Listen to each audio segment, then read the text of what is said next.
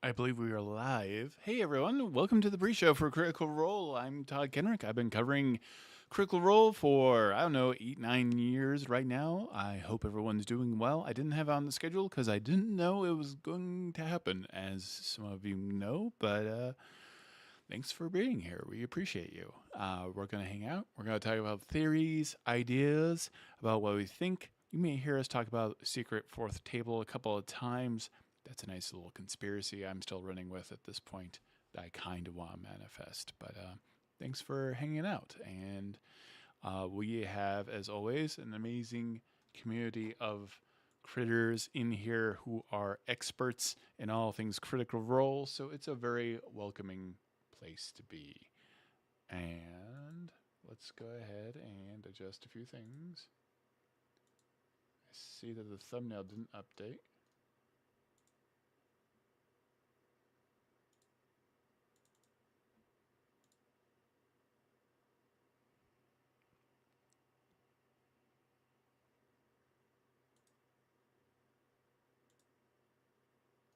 And we are updating the thumbnail because for reasons it did not update. All right. Hopefully that gets propped out very quickly.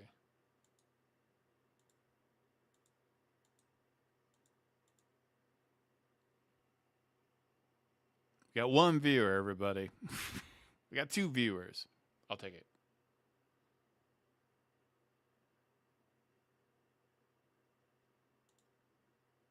All right. Making sure all the T's are dotted.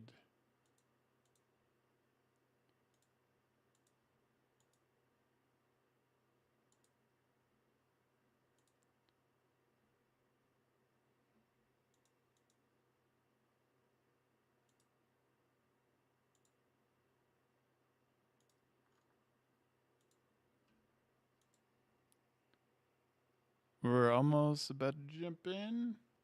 Yeah, I saw it was my burner screen trying to fix things here. YouTube's being weird.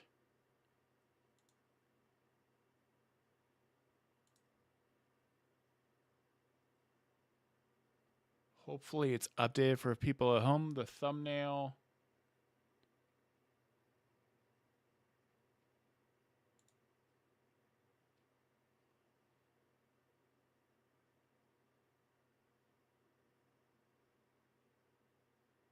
And we're just setting up one more thing. You almost got me again with the no monetization.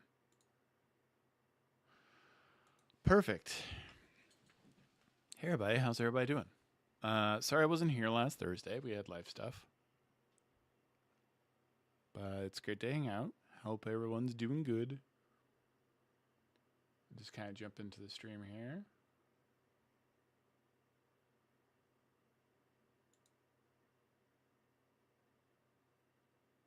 And there we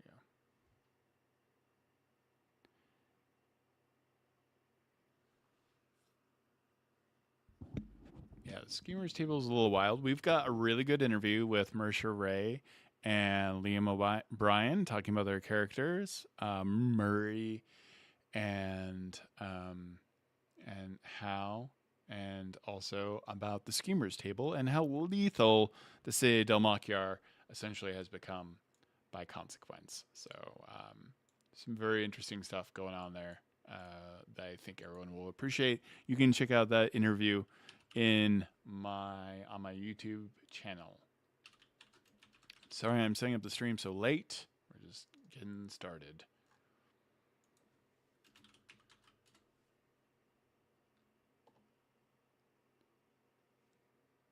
And we've got some good updates as well. We're getting there. Setting up streams last minute, always a good time.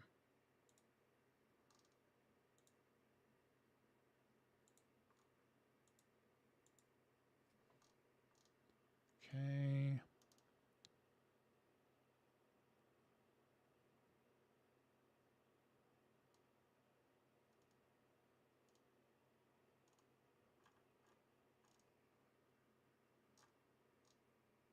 Almost ready.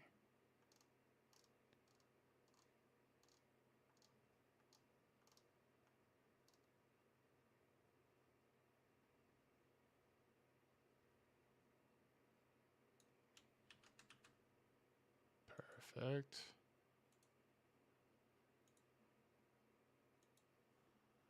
Stream seems to be doing healthy. Hey everyone, good day everybody. How's everyone doing?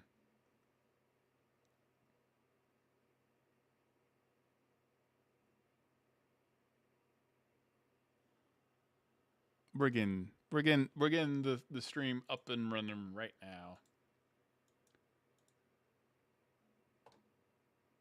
We got 25 people in the stream already. That's always a good sign.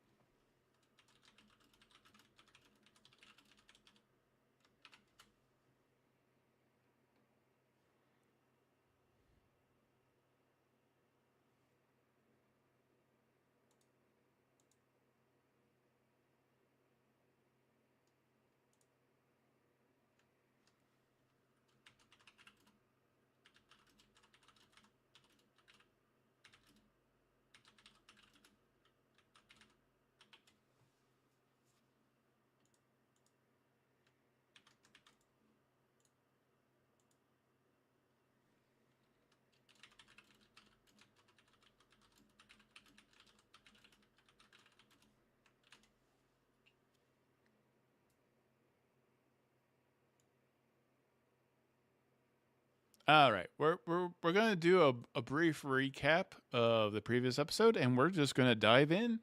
And as always, the best way you can support the stream is like and subscribe, tell other people on Reddit, on social platforms, share it with your friends. We've got a really great group of critters here, and I will have some updates. I know we got some questions and stuff like that. Totally get it. And we will go ahead and dive the frick in. All right. So many things going on right now. Let's give it a few minutes, and then we'll start the recap. How about that?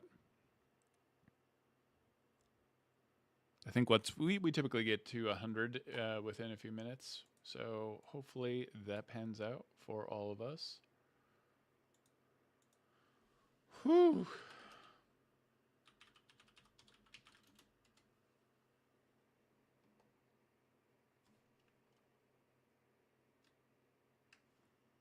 Perfect. Doing good.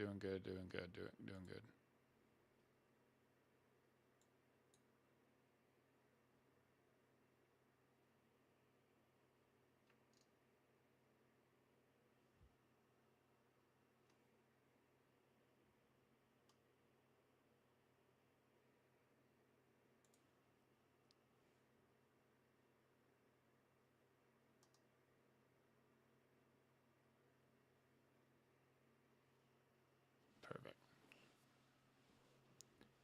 I'm glad. Yeah, we do have a pretty cool interview, if I don't say so myself. So let me go ahead and drop that in chat for those that did not know. We'll get into that. So, yeah, I was really super thankful to Marisha and Liam for taking the time. We got a really cool interview with both of them.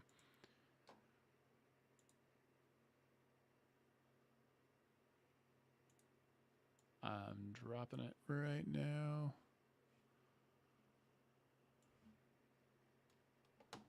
Always takes a minute.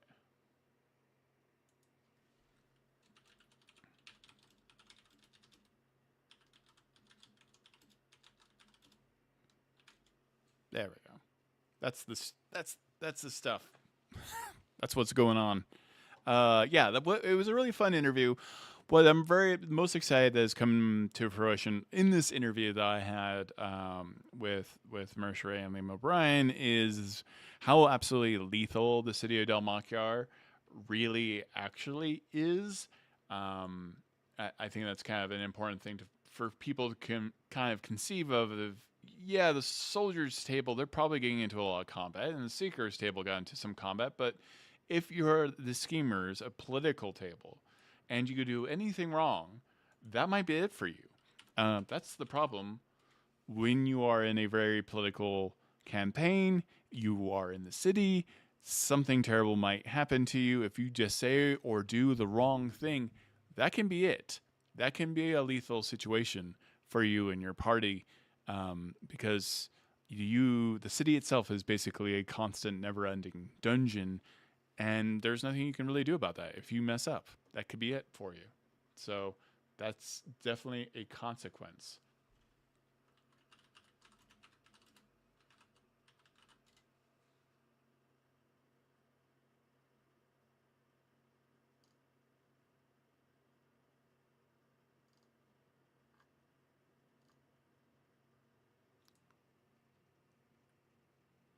Yeah, exactly. Adventurers cannot fight entire armies. That's pretty. It's pretty impossible and pretty improbable. Maybe I should say, but yeah, lethal stuff. Well, thanks for everyone for being here. We're gonna get going in about 10 minutes. We'll probably do a little bit of a recap and everything else. And yeah, I am curious what all of your conspiracies are on top of everything else. I appreciate all you. I know I'm very sorry I was not here last week. We had some life stuff. I wanted to check in real quick with all of you to let you know. I was definitely in shock at the time, but I appreciate everyone being pretty cool about everything. And definitely makes me want to get a sub so that I have someone else who can always stream when we do stuff like this. I'm going to go ahead and set up a goal.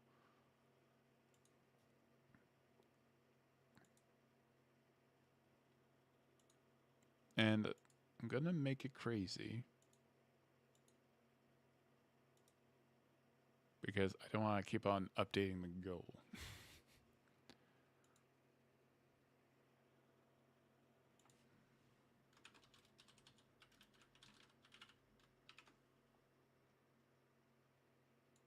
There we go.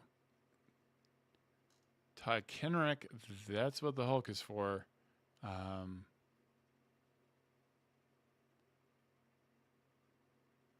Yeah, Schemer's Table is kind of my jam. I'm not going to lie. I'm very excited for that. That's surprising no one. Big fan of the Peaky Blinders, stuff like that. So, yeah, it says super chat goal. As always, super chats really help support the live stream. And I'm going to wait till 7 minutes, and I'm going to drink a little bit of a pop, and then I have to actually break down a bunch of gear, and then I have to pack a bunch of stuff, and all kinds of things are happening today.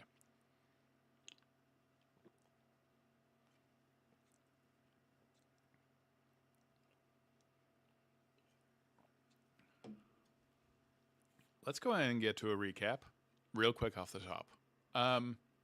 So previously, the previous episode, I think it was called the Vanishing. Oh, super chat! Thank you so much, Stephen J. Fan. Super chats are a huge help, especially right now. We're doing a little traveling. Schemers arc in the world of Armand. This episode, so basically, we had a lot of political fallout from the recent disappearance of the group's investigation into the noble houses of Daymond. So, here's a couple of things. In this episode, in the previous episode, there's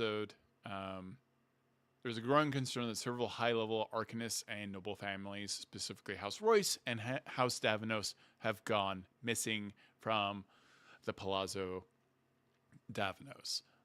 There is now an investigation. Azune, Murray, and Bolaire investigated the scene of the Palazzo. They discovered that while the public believe people may not have gone to the fairy realm, the world of the fairy, evidence suggests a much darker internal purge or kidnapping. The cleanup illusion, which is wild. The group deduces that the massacre at the Palazzo was likely covered up by powerful illusion magic to make it look like a peaceful departure rather than an extremely violent event. Azune uses his position at the Arcane Marshal to navigate the tensions between the Revolutionary Guard and the noble-centered houses. He successfully manipulated the Inspector Grotto into spreading a version of the truth that implicates House Tachonis, which is wild, potentially turning the city's watch against the necromantic house. Bolaire's museum, Bolaire realized that the Arcanaut is about to be plundered by the noble houses. He instructs his team to hide artifacts related to the Lloy family and prevent them from falling into the wrong hands. And Murray uses her connections at the Pentaveril to track movements of magical artifacts and paint, which they believe might actually use blood for arcane rituals. They looked for the identity of the Demodus Blix, a talented street illusionist and friend of Bolaire, as a key witness. And there's been a couple loose threads. It is suspected that Demodus was hired by House Tachonis to create an illusion of the vanishing of the House Palazzo. Because he knows the truth, he is now the loose thread that may be kind of snipped. Lots of world building here. There is growing evidence that the special paint used for stagecraft and illusions in Nayar is connected to necromancy of some kind using the blood of orcs, which is totally screwed up, or a mixture of filament, or filament that comes from orcs. There are a bunch of rivalries happening amongst the sundered houses, Tachonis and Royce, and the Revolutionary Guard is reaching to a breaking point. The house appears to be attempting to recreate celestial power, essentially magical bombs in the absence of the dead gods. Everything ended with the citywide manhunt beginning while the party successfully got Misha into house arrest under their own watch. The arrival of King Valiant and is looming over the city, threatening to shift the political balance in Ahriman entirely. So the schemers are shifting from basically defense to offense, and by trying to control the actual narrative going on with the Palazzo Massacre, and that is a lot. A lot is going on in this episode. That's a ton of stuff. Ton of stuff. So we got a couple super chats. I saw them dropping. Thank you so much, Cassius335, Secret Table 4 somewhere, Mara, Gus, and Davinos. Totally likely. Mark Stewart, hope to get more about the magical paint. Sounds like this will open up another entrance to the Realm of the Dead. I agree. We haven't had new lore about the Realm of the Dead in a little bit, or the mentioning of how the membrane between the Realm of the Living and the Dead is about to get perforated. So I know that's been coming up. I feel like we're going to get more and more information having to do with that. So that's basically our rundown of everything happening before the show. Might be a shorter show depending on timing. I've got to like break down some gear and pack up and a bunch of other things. So I hope everyone understands. So I'm going to go ahead and address. I know everyone's doing well wishes. My wife Megan is doing really well. And we got a lot of good news, and we're going to have a couple surgeries in the family, and and some treatments, but everything is looking really super positive, and we're hearing a lot of great information from doctors and nurses, and also a lot of really amazing people who have reached out to Megan and myself about just what we're going through and what that's like. So the places that I work have been very kind and very understanding about my time, and her place of work has been obviously fantastic, and we're getting through it. It's been pretty scary week, as you can imagine. Megan is my human being. She is my person. She is the love of my life. So that's always hard to see anyone that you care so much about have a hard time when they don't deserve to have a hard time. They're a wonderful human being, and also so much braver than me in every single way, and so strong, and just a really cool human being. So I'm the one who gets like emotional, and she's got her stuff together. We have been going nonstop for the last 7 days, so I'm a little tired. I cannot imagine how she is feeling. but yeah, things have been great. Thank you so much for the gift subs. Another great way to support the channel. Thank you, Mark Stewart. Yeah, the Falcon on Thiazi's death was a druid of the old path. That makes sense. But yeah, so that's why I wasn't around for the live stream. Family stuff, you got to take care of that. Obviously, Megan is a wonderful, magical human being. So, but that's the update. We don't have to get into too many details, but she's a super strong, wonderful human being, and she's gonna kick the shit out of everything that comes in her way. So that's kind of the update, really. And then we have a Critical Role episode tonight too. So that's happening. What are your thoughts all about what you think is going to happen tonight? I know I often talk about like who's going to die tonight. I hope no one, because this death in a situation like this with a D&D game is way scarier in some ways. Because again, well, you say the one wrong word, and it all goes wrong. You really the political game in this, and the thing is, if you watch shows like Peaky Blinders, if you watch things like Andor, you're getting the sense of the politics of a situation and how important it is for them not to get something wrong. Everything has to be really methodically figured out. I'm really curious about how dramatically the events of the Schemers table is going to influence everything going on with the other two tables by the time they get to Dalmakir. I think once the Soldiers table gets back, once the Seekers table gets back, we're going to be really, really, really super. They're going to be so surprised about what the heck has happened. King Gus is, yeah, hopefully we meet King Gus tonight. It's pretty funny because that's one of the, as Brennan put it, one of the arrows that shot past one party and ended up hitting another party is the big King Gus kind of drop. Yeah, I wonder if they're going to do the theater part tonight as well. Again, check out that link I threw up in chat. It's a link to the channel. I got to have a really cool conversation with Marisha and Liam O'Brien last Friday about the Schemers table. Super dangerous stuff, folks. Things are going to go down. Things are going to happen. I think I don't want to say this is my favorite table because that's not fair. But I do love the political angle of stuff and how that's all coming together. So, yeah, pretty cool. I feel like a lot can get done too because so much of this is verbal and politics. Like combat, by its very nature in D&D, can be a little bit slow, and that can take up a lot of time for a show.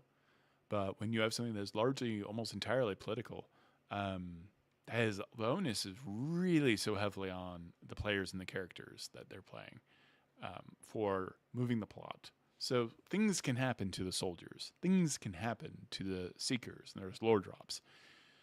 But the game, it's like a first-player game when it comes to the seekers. I mean, the schemers, in that sense. Kenrick Omen Archive has a nice timeline up on their site, so that's going to help with keeping track. That's a good shout out. I will check that out. I know, whichever table is currently playing is my favorite table. Yeah, that's fair. I am kind of like that myself. I'll be completely honest. So, hey everybody, if you're new in chat, make sure you chat yourself out. Make sure you shout yourself out. We all appreciate you. You should let everyone know what city or country you're coming from. If you're new, we've got a lot of Critical Role experts here in chat, hanging out, talking. As always, if you want to support the stream, we've got a pretty aggressive super chat, 50 super chats goal for the night. We'll see if we make it. If we don't, that's totally fine as well. It's a good way to support the channel, and that allows us to fly around the country, do interviews, and stuff like that. So, what else to get into? What other updates do we have? I think Secret Fourth Table still needs to happen.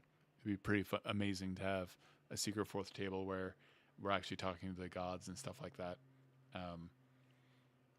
We probably won't get it. I don't know. I still think it would be pretty funny.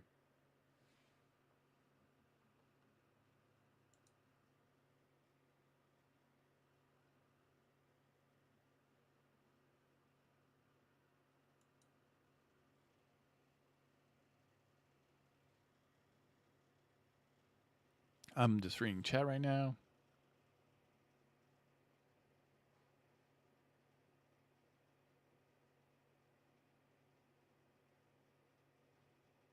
Yeah, the intro of the Critical Role does kind of show the plot and history of this campaign. I agree.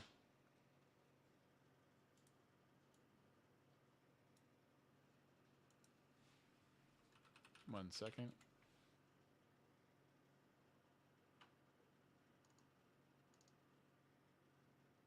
We almost have 100 people in chat right now. We're just 20 away. Hola from Argentina. Hey man, how are you doing? Perth, Australia.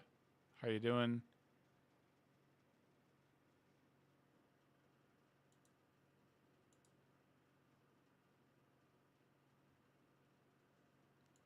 And hopefully that thumbnail got updated. Just checking on that real quick. Looks like the thumbnail did get updated. Perfect.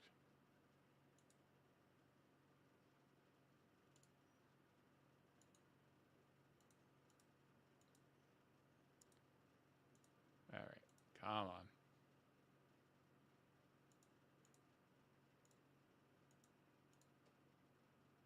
There we go.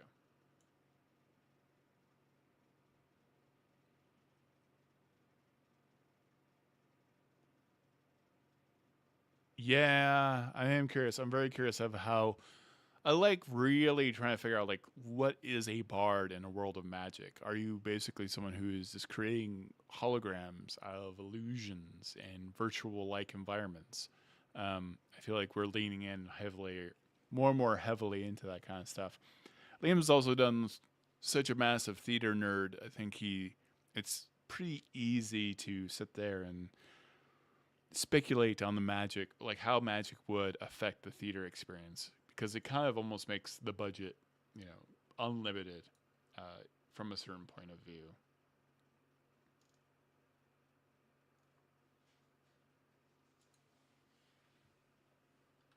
Thank you again, everyone who's popping into chat. We got 82 people here who are Critical Role experts.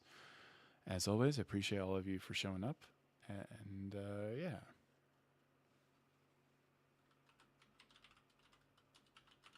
These folks are fantastic at conspiracy theory stuff, by the way, in my experience. How plays as a live show one shot? Oh my god. Oh, that would be really cool, actually. I think that's a great idea, PJF Don. How a Hal one shot where his episode was the one shot would be really cool.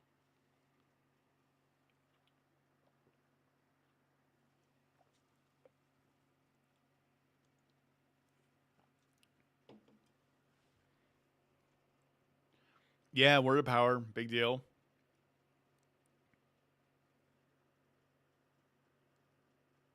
Yeah, words of power are pretty cool.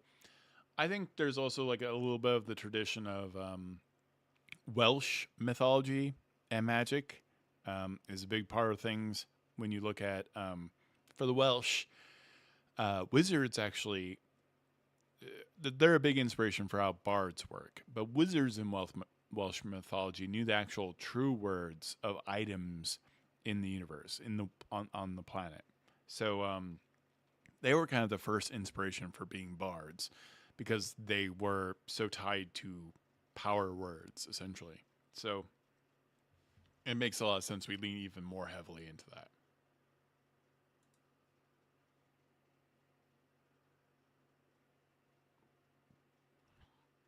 Todd Kenrick.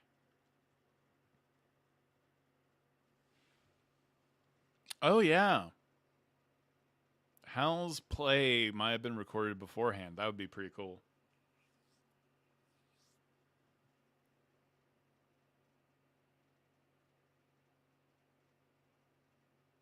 I did not ask Marisha about Secret Fourth Table. That was a mistake.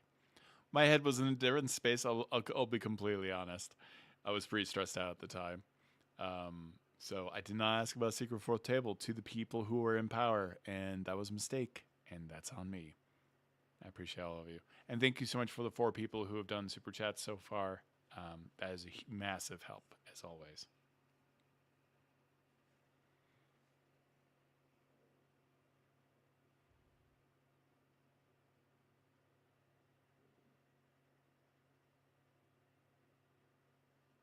I know, dude. Grandma Halavar said, "If you can kill the gods, are they really gods? Does that mean they could be in the underworld?" I've actually wildly not considered the fact that the gods could be in the underworld as well. I still suspect the gods are not gods. Um, the weird nature of the Celestials being kind of constructs also makes me really suspicious. Todd Kenrick, no, I mean, chat member suggested the idea first. Ah, gotcha.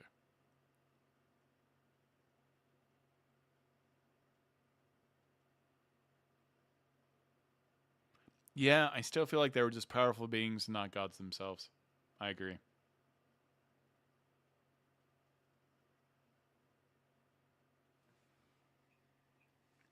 There are no gods. Well, yeah. Then there would be a lot of gods in Sigil. Yeah, because there are no gods in Sigil in D&D. That's obviously not the same shared universe here in Critical Role. Um, but yeah, if you're familiar with the City of Doors in Sigil, gods cannot enter, but other powerful creatures can.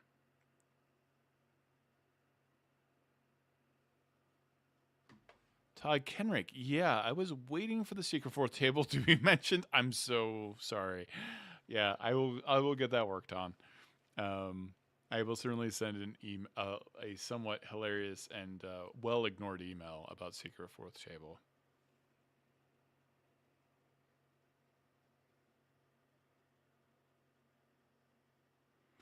Liam suggested the gods are super powerful alien beings. I kind of agree as well. I feel like the gods were never originally from this world. Um, I think that is the most likely thing. I don't think the gods who exist in Ahriman are from Ahriman. I think these entities weren't from here. I think all of the Celestials are actually constructs. I think this is all kind of an alien technology. Um, I agree. I think that's all true.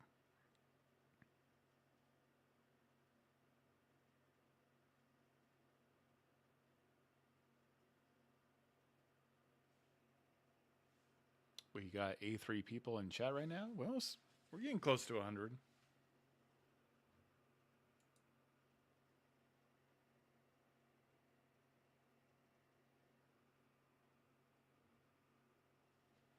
What else are we thinking? Um, God, I really would like to. I think Secret Fourth Table would be still really cool to do and pull off. Still, in my opinion.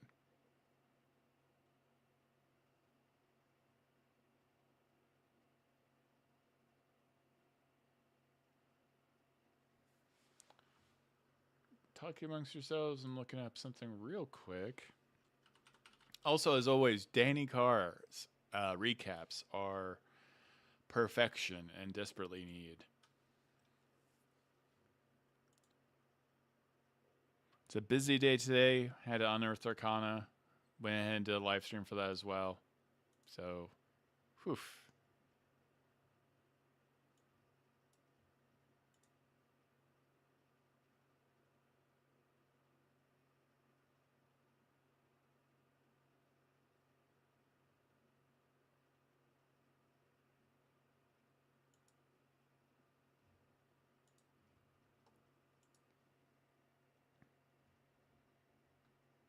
Yeah, I mean this is the thing. I so my smart money is the gods are not gods. The gods are from another world. Maybe they destroyed their own world. Maybe they're the adventuring heroes of another world that came to this one.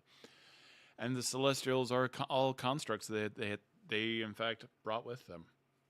Um, I think this is a form of an entire planet being taken over. So the world of Ahriman may have never had gods, or might have always been an old path, and no clerics. That's what my current assumption is.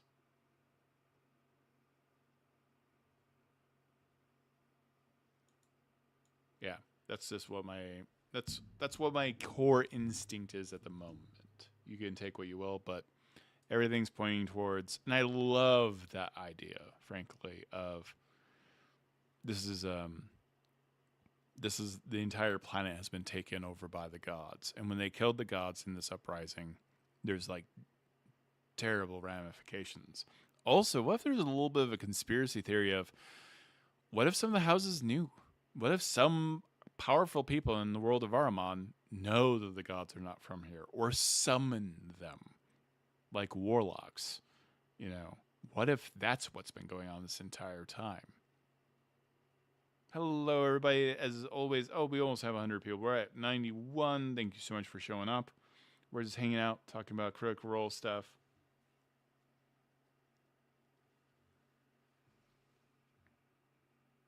I appreciate you for showing up. We always have like a little bit of a pre-show ahead of time. And get a little bit buttoned up on everything. So, yeah. My theory is the gods are not gods. I think the Schemers table is the most dangerous table in the entire game. I think it's so dangerous for them to make any mistakes. And it is going to be amazing to see these tables all come together at the end of all of this. I think it's going to be a pretty wild ride, for sure.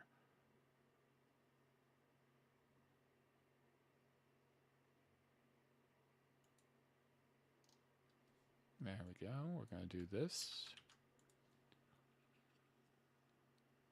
And as always, the best way to get my attention is a super chat that helps support the stream. If I don't see you right away, Cassius. Azune being a paladin sorcerer. Yeah, that's gonna be. I'm very curious. I feel like a lot's gonna happen with Azune. I move this here. Oh, there we go.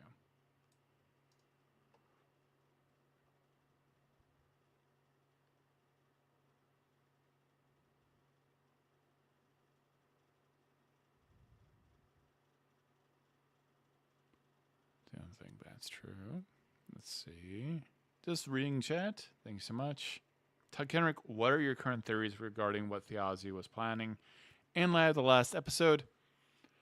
I'm still pretty up in the air because I feel like everything having to do with Thyazi is just like a bizarre onion, and I feel like anything I conspire about having to do with Thyazi is going to be wrong. What does everyone else think Thyazi was planning? Thyazi seemed legit scared, and I feel he's weirdly at the center of all this. I feel like he's a character that's going to come back somehow.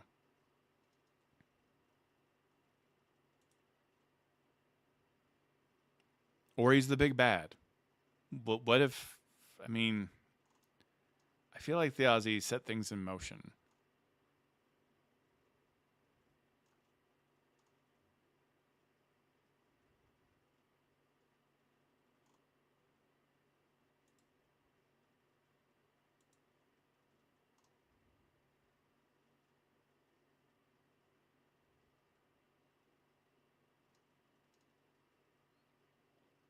Yeah, I think we have yet to see.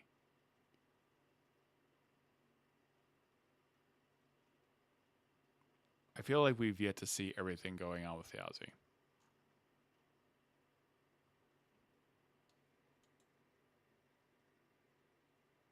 Yeah, I think he made a deal to be resurrected. I mean, why collect so many artifacts that have to do with the afterlife if not to cash in somehow? Or maybe he became aware because he was being hired to acquire those devices.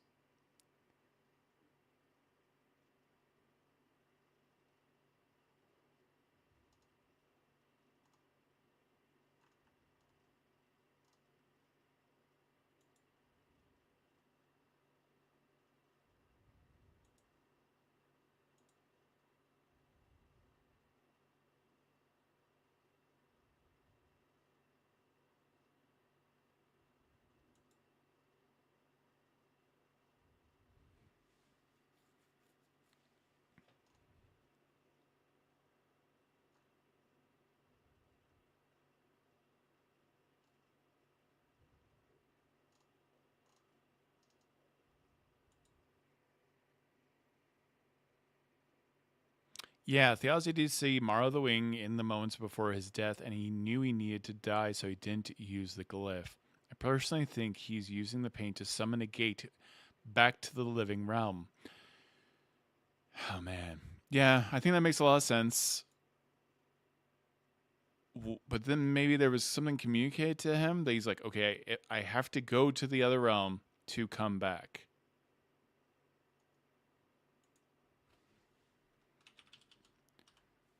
Maybe there's something he needed in, well, I don't know. He seemed like legit scared to die. That's the confusing thing before. Yeah, the glyph was a fake. He knew that.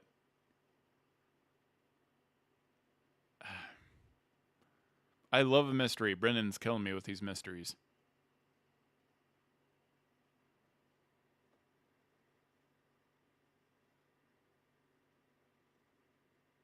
Yeah.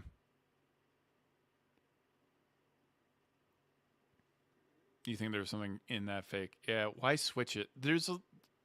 Everything that happened basically caused Thyazi to die. Yeah. Again, yeah, you're right. Thyazi decided not to break it on purpose.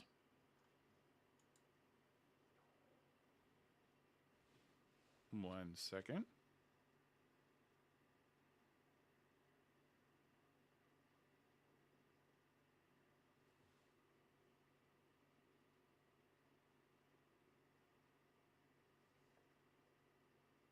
We got about 100 people in chat right now. Thank you so much for showing up. We've got a lot of experts in Critical Role stuff, so we're just hanging out, talking, giving our conspiracy theories real quick.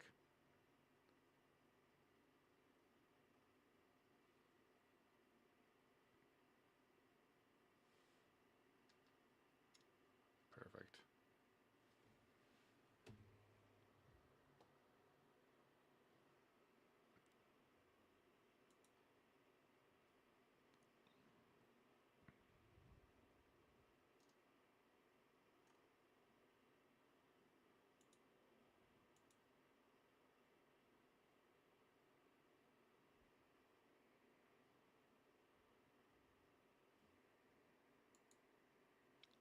Sorry, looking through chat. Thank you for your patience.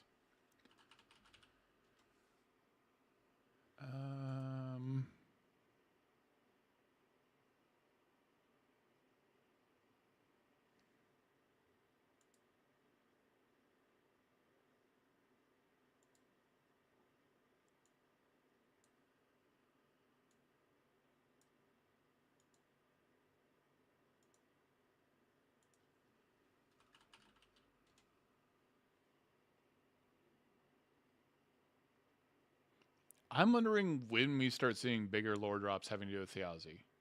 For sure.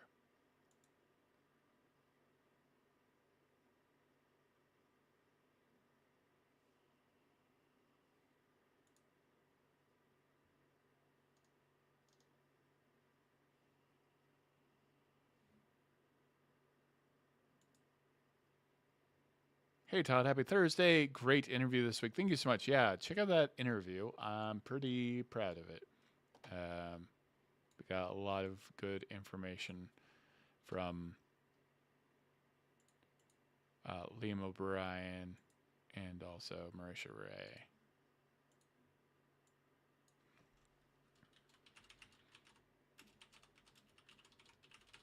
About the schemers.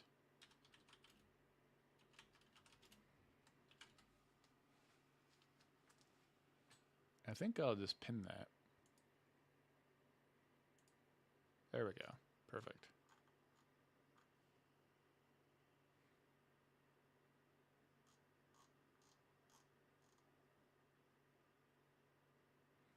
Ah, we had room 4. Hooray!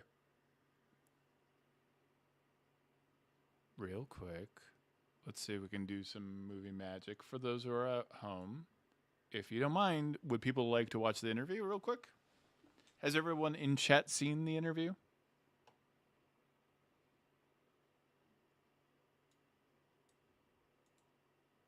I think it's kind of required watching right now. So, would people like it if I brought it up? Let me see if I can make something happen there. Can I add a scene? How would I do this? Okay, we'll try to make that happen.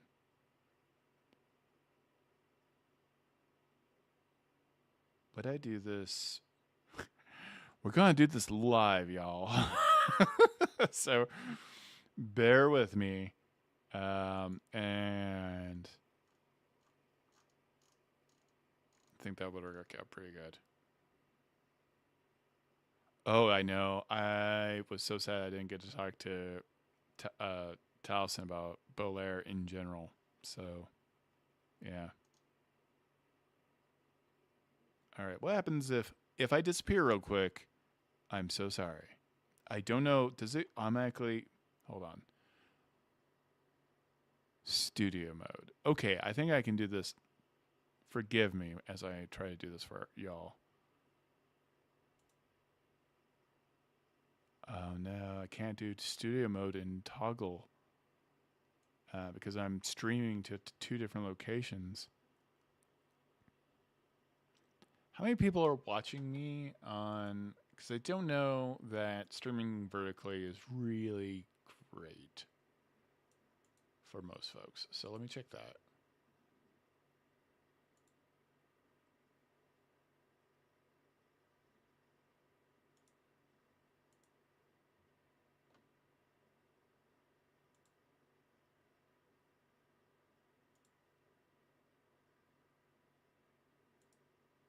One second. And we'll get the other thing running.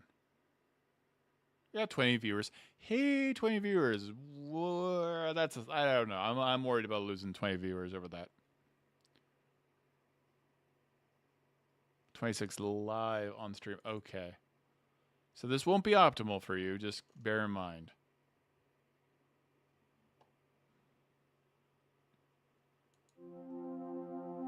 Oh. There's a little flash of the wrong thing.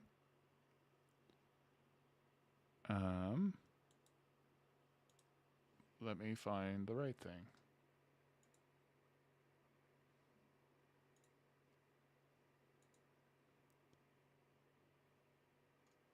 There we go.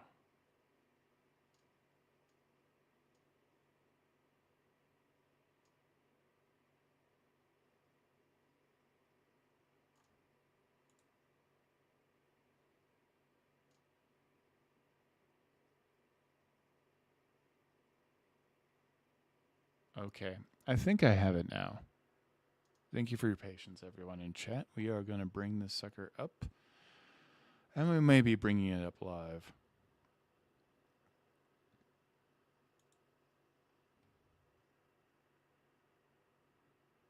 All right, media file. Add a source. Hold on to your butts, y'all.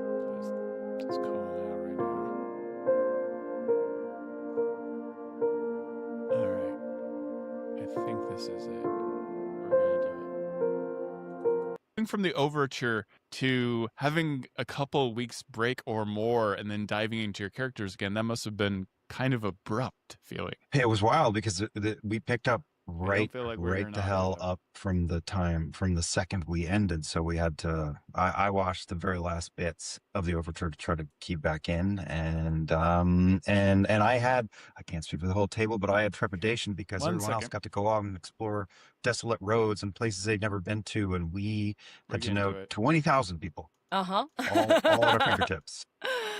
They all got a nice little field trip, and we have jobs to do, so we have to stay back. Are you hearing audio? 9 to 5s, man. That so you, all right. We've all watched like TV shows and film and things that sometimes you kind of need a break from. I have to admit, with Murray, your interactions with the new dean, upsetting in a way that caused me to pause the episode and revisit it the next day. It's a little too real. Like I think my Fitbit was letting me know, like, your blood pressure is going up right now. Yep. Dean Cora Keplin Weisricht. Took me a few times staring at that last name to digest it in my brain, but that's too many names. That's a lot. There's a lot of syllables in a name. Was that like an interesting like role play challenge to like you know what? I feel like so often in D&D I'm very reactive with a character, and Murray seems like a somewhat normally reactive character, so watching Murray have to like just eat this up was horrifying. I was waiting for a murder. Todd, Marisha's a very reactive person sometimes. And especially when it comes to this, and like you said, it's like that that type of like horrible person that is under the guise of just trying to do what's best for everybody. And there's something deeply infuriating when you have this person who's justifying very horrible choices that are just only going to harm people under the guise of like, but this is for the best. So yeah, it's very quote. The quote Into the Woods, nice is different than good. Correct. That's a great quote for this. But yeah, I think that's a lot of the part of the challenge with the schemers, right? And I think you've had to see almost every single one of us do it, or at least you will in time see almost do it, where you kind of have to like keep up appearances.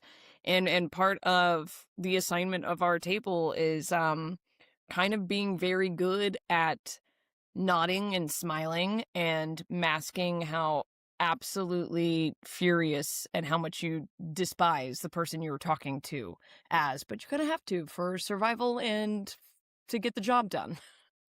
I mean, I'm loving the Schemers table because I'm coming off of Peaky Blinders, The Immortal Man, and very sad that I no longer have Peaky Blinders in my life. And like shows like Andor, I love like spy shows and schemer type shows. So this is coming at a really great time. But it did make me think watching the first Schemers episode how lethal this is. It's not like you pick a fight with some hill giants and run over the hill. Like every move, you are in the dungeon. Like, is there kind of this sense of lethality? Like, because you can't say the wrong. Not only can you not do the wrong thing, you can't say the wrong thing all the time. There's a deep irony that the Schemers table as players and character class are probably the least equipped for a big knockdown drag out fight, and yet we are probably tangling with some of the most high powered people that you've seen in campaign 4 thus far. And they live here. They live in the city we're in. We're piled on top of each other. This is not, a small town with very few people in it. This is an epicenter of people. So it's easy for rumors to get around. People know people. All of us have different networks, social networks that we're tied into. So it feels like, it does feel like you could step on the wrong side of the street on any given day and end up strung up in a tailor's. Yeah.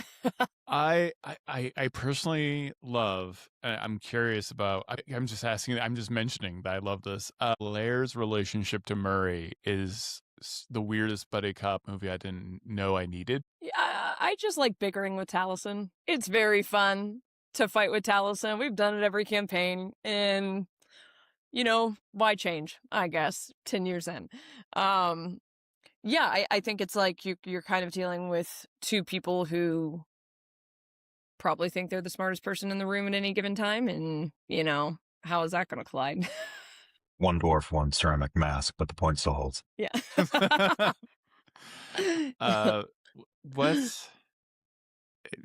That was a really dramatic beginning to the Schemers table.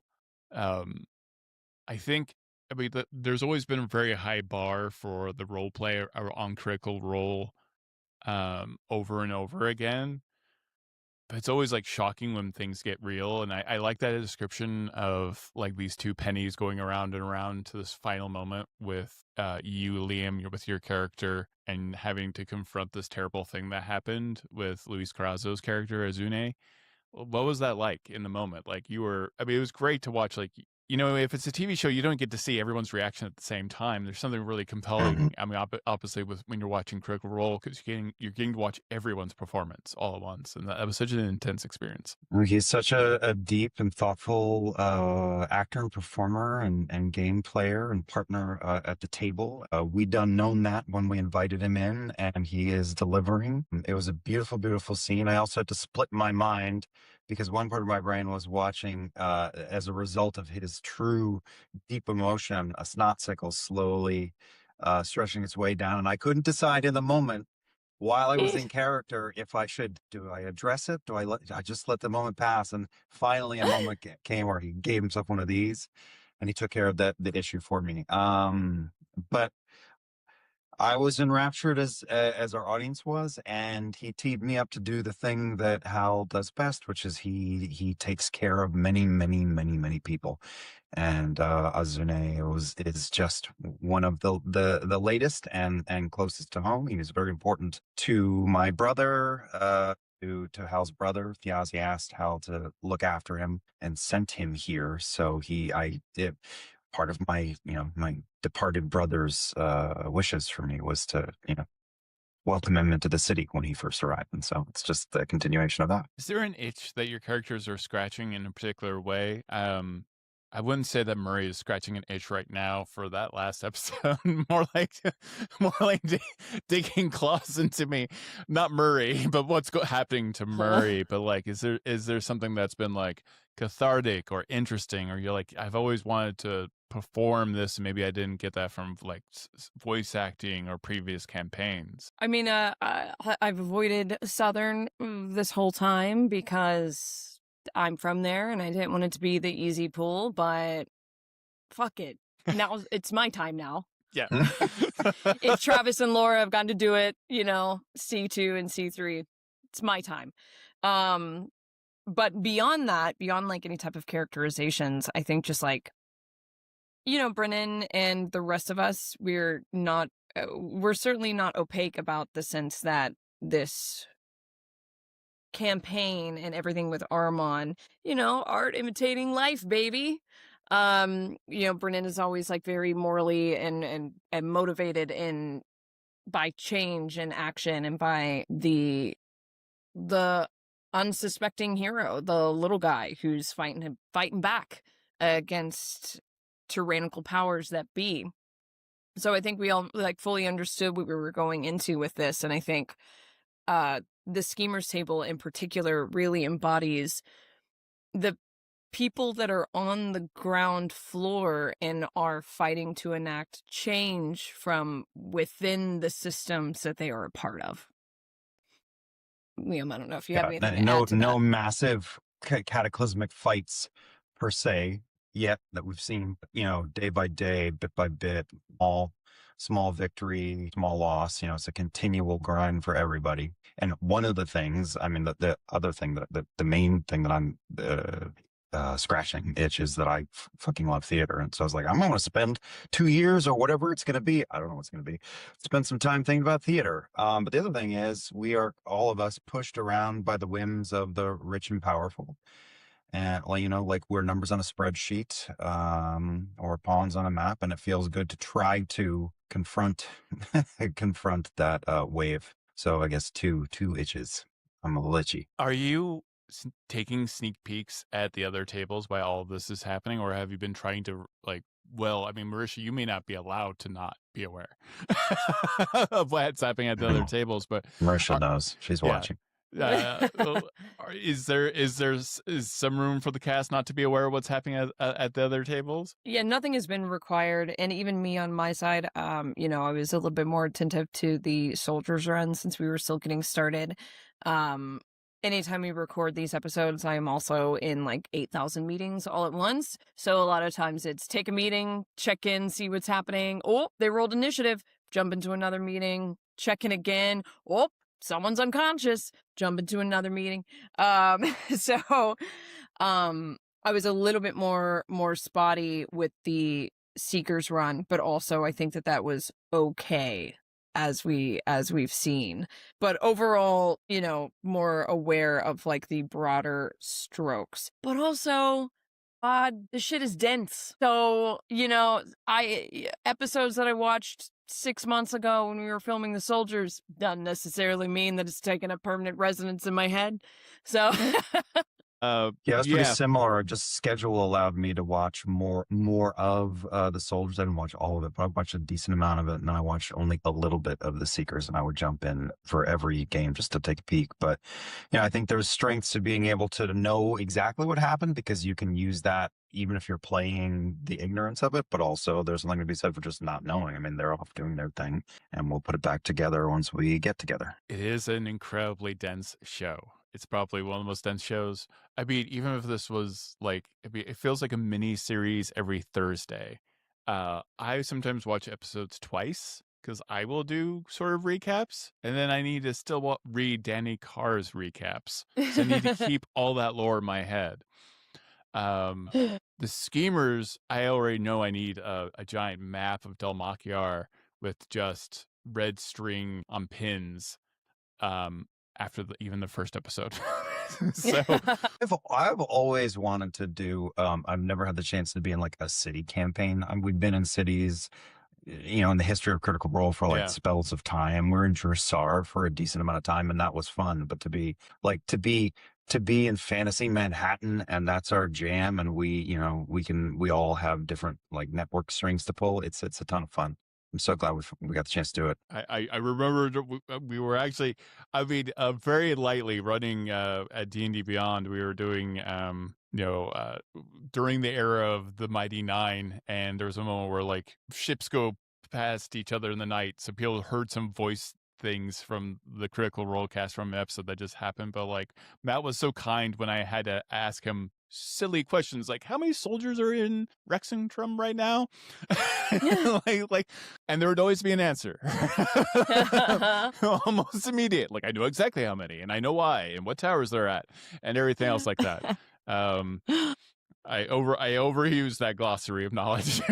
So how much, because it's fascinating to me when you look at Sam, who basically invented his entire religion within that game. What was really important for you to add to the city of Dalmakyar yourselves? And like for you, obviously the theater in part, but like you got to be world builders as well. That's a great question.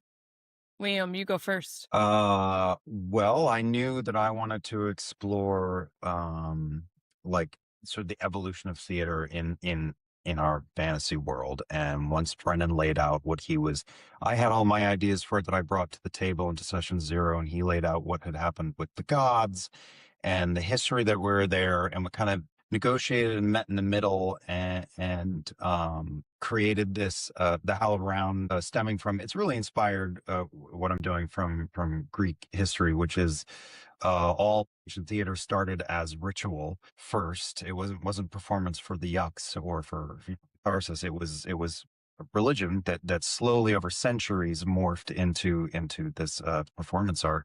Now we're working on a condensed timeline because story, but that sort of decided that there was a huge patch of land next to the city that was where the god would come and float and demand that people, fell to their knees and lash their backs or whatever it was they were doing. And then we talked a lot about the rookery, the neighborhood, and the small theater in it, because I wanted Hal to not be like, I don't think he's a wealthy man. I think every coin he makes goes right back into the budget for the theater and to feed his troupe. And so I wanted him to have sort of like an early 1910, 1920 American theater feel, where there was not, wasn't a ton of money in it. And I guess there's parallels to Joseph Papp as well. If anyone watching this knows the Public Theater in New York, Shakespeare in the Park started out as theater on a flatbed truck, and little by little he greased wheels in the city until that theater became an institution in New York City, and it is today. And they do Shakespeare in the Park, and so I'm living my best drama dork life and pulling from all of my history classes and theater life. That's it. That's awesome. I made dwarfs Southern Hicks. Basically what I did. That's it, huh? Kind of. The Pentevrel was already an institution when Brennan came, and we kind of started like talking about what we wanted to do and where we wanted to slot ourselves into this world. And so he already had this concept of the Pentevrel, because every good D&D game needs a mage school. So I was like, okay, somewhere. Gotta learn somewhere. Gotta have a college. So I was like, okay, well, that works for that. But me, when I started leaning into, my southern roots with Murray, and it was like, let's go. We're gonna dive deeper in this. So even, the part of Murray's backstory is she came to Dolmakyar on this basically like kind of cultural diplomacy mission, kind of this like exchange that they have where the dwarfs will go to other parts of the region and like help build infrastructure or build bridges, and it's kind of their way of like cultural diplomacy, something that we have now in real life and always have. And then with that he was like, well, let's lean in and make it even more southern, so it's referred to as the Hucklewind, where the dwarfs go and build infrastructure. So yeah, that was a lot of really just being like, yeah, you know what? Dwarves are Hicks. Well, but one of my favorite parts of your character creation towards the end was you going like, beard or no beard? Beard? No beard? Everyone's like, oh, you gotta have a beard. You gotta have a beard. Yeah. Gotta go. I had a few different options. She's meant to have a beard though. The episode is, because we're recording this right before the episode airs. Yeah. Is there something I need to know? Can you tease me in my brain that will matter to the audience once they watch this video, like the next day or a couple of days from now? That's coming up. I'm worried about all these schemes coming together. I'm trying to remember because it was questions. Do you think they can avoid danger, Todd? That's one question. No. Can they avoid danger? And will they get a full 8 hours of sleep at night? Yeah. Those are the two main questions. I was so excited for you to get new portents. I felt that. Oh my God. Finally. Your core subclass mechanic. Sometimes our work days also feel like 7 D&D games long. Well, on that note, I need to give time back to all of you. Thank you so much for taking time out of your fantasy lives and also your very, very real lives at the same time. It's always great to see you and talk about the show. I'm really enjoying it and loving the Schemers table so far. So yes, so Schemers. Have a great weekend. Tonight. Tune in. More scheming. Yeah, thanks. Thank you for taking the time. Bye. A huge thank you to Marisha and Liam for taking the time to talk about the Schemers table. If you want to support a whole lot more content like this, don't forget to like, subscribe, leave a comment. Leave a comment about what you think is going. How did everyone like the interview? Again, thank you. I think everyone can hear me. Thank you so much to Marisha and Liam for like the insights into the Schemers table. I thought that was really fun. So yeah, I appreciate all of you.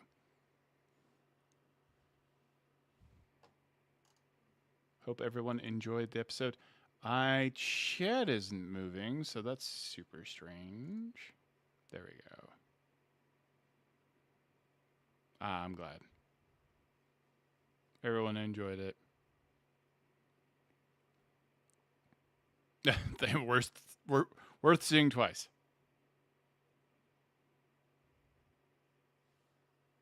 Yeah, we're working towards getting more folks on the show in the future. Most of that will be pre-taped, probably not live. So, yeah. But that was really fun. Really, really good to delve into the Schemers table and everything else. So I appreciate all of you for hanging out and watching that video. I got signed out of a bunch of stuff all at once for some reason. I do not understand why YouTube does this to you. To me. It's not doing it to you.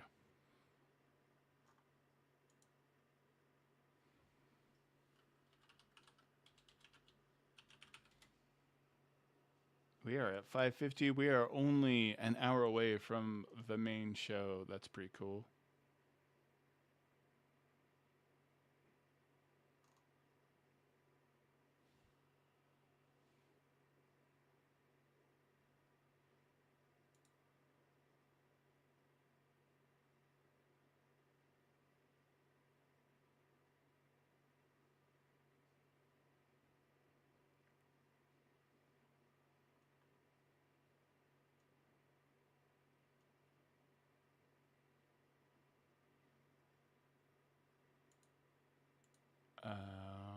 Sorry, I'm checking one thing real quick. I am here. Don't worry. There we go. Thank you, Charles2450 for the super chat. It's always great to get insights into the show. Awesome. Thank you so much. And another $2 super chat. Good evening from Charles. Thank you so much for the super chat. We got 7 out of 50. We're doing all right, though. Thank you for supporting the channel and hanging out. Yeah, I think an update on the soldiers table wouldn't be a shock. I think that makes sense.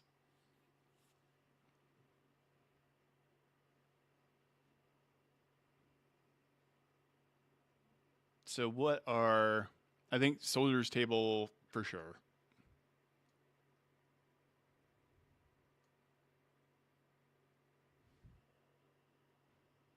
Oh, for some reason the video is the media still...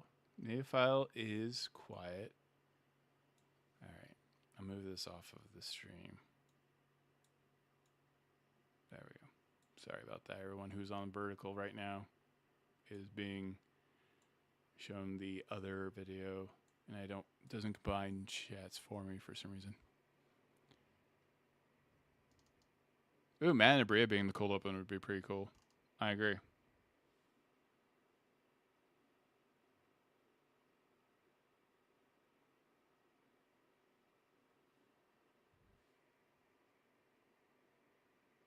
We got 119 people in the stream right now. That's pretty crazy.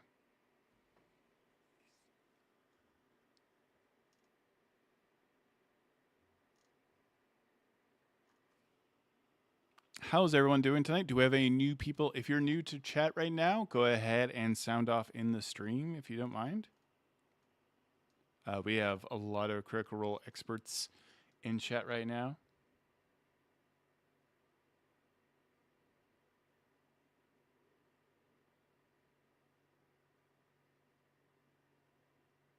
Apparently Mulligan doesn't have to talk to himself. Yeah.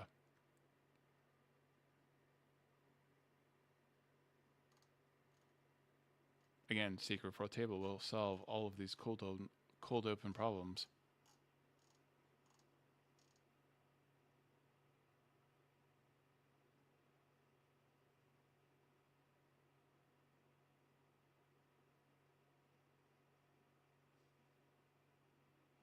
How is everyone doing today? We already did a recap of everything that happened in the last episode. Yeah, the campaign is one giant mystery. The thing is, like, how long can this go on? For 3 years? The mystery box of all of this?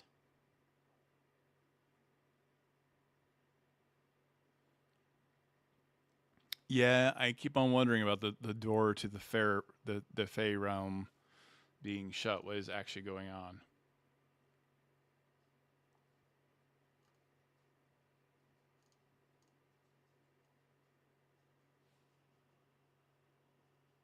Thank you everyone for the super chats, by the way. Dispel Logic, very tired, gonna sleep like a rock tonight. I am right there with you. I've got more work to do tonight, though. PF Don, thank you so much for the super chat. We are 6 months real time into the campaign. That's insane. In game 2 weeks at most have passed. How are you going to make it sense? 10-year campaign. Oh my god.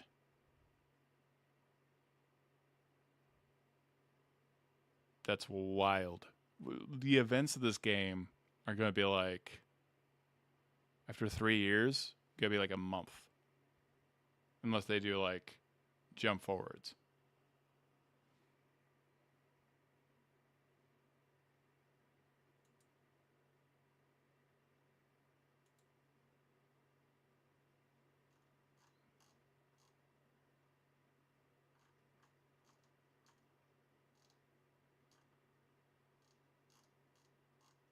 Yeah, this is going to be like a month-long campaign.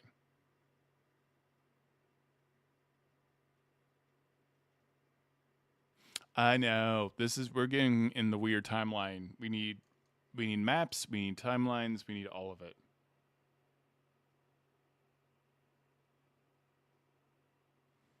Yeah. I kind of...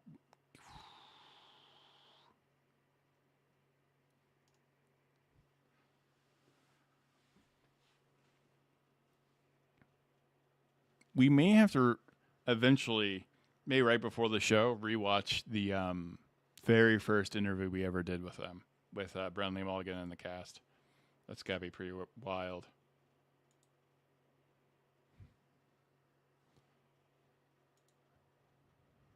I am not signed out. Stop saying I'm signed out. Thank you so much, Charles2450.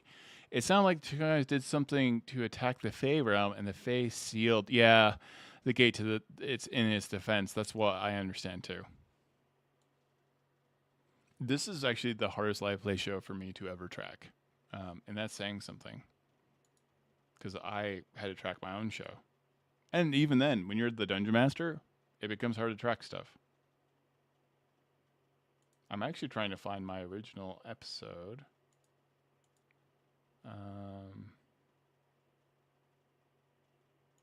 What?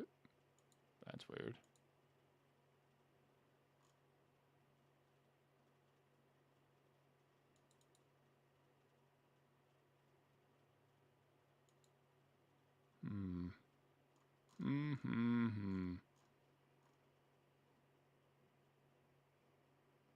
I'm just going to check something real quick.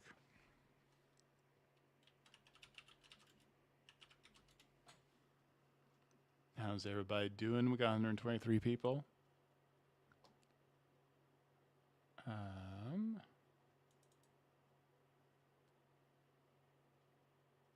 Definitely not that. So, am I wrong? You won't hear this if I'm doing this right, so I can monitor. Yeah, okay.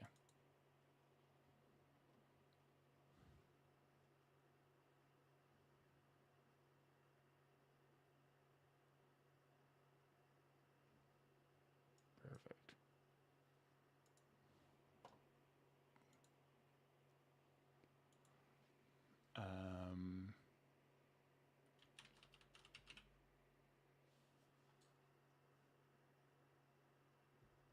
Yeah, I wonder how soon we go to the fairy realm. It'd be weird to go to the Fae realm without Thimble, and not to have Thimble part of those kind of revelations would be pretty strange, I'm thinking.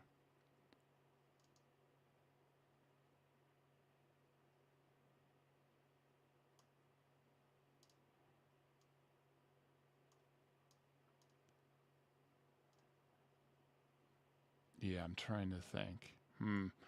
I got a better idea. I am trying to track down some information from the previous interviews having to do with the episode, so thank you for bearing with me. I appreciate you. I'm like doing conspiracy theory stuff right now.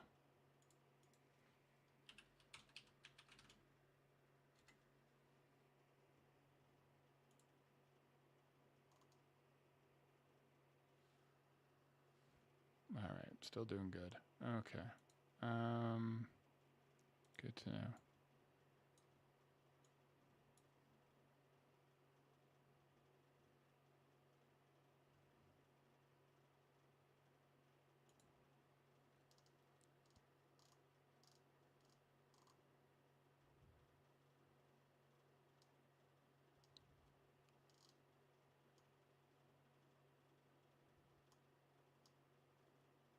I think I got it.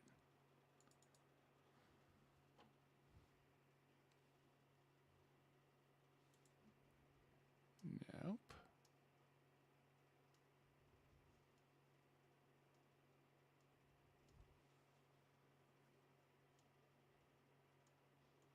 My God, we have really been covering this a long time. I'm like looking through notes, and I am flabbergasted at how long these episodes have been going.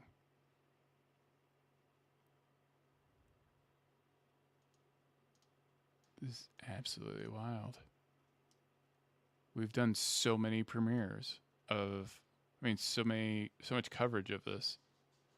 Little bit shocked. A little bit shocked.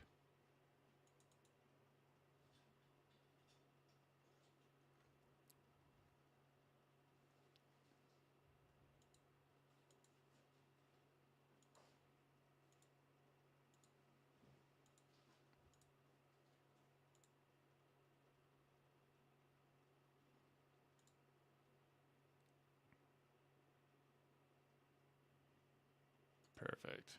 Got it. All right, how's everybody doing? Just checking the audio. Yep, audio is fine. Whew, that was hard. That was hard to find. All right. 6 months is wild. For sure. All right, I am a little behind on chat, so let me catch up real quick. Yeah, 123 people, 128. Thank you so much for joining. Dead Unleashed, unsuspecting crowd. Yeah, man, that would. I think it's hard to be a schemer's table if undead have completely destroyed a city, but I could be wrong. I'm wondering if the paintings that Hal's daughter did with the paint will bring through some powerful beings with the other realm, perhaps some form of reincarnation for the people orcs depicted. Good point. Interesting. I mean, maybe children are kind of the key to all this. That innocence that was described by the father that was a gnome, and how the sword that Thimble wields became magical over time. That might be something. What if the children are the only pure souls in this world after having to deal with the gods, or maybe just childlike belief can dramatically affect things? That could be something that makes a lot of sense. I agree.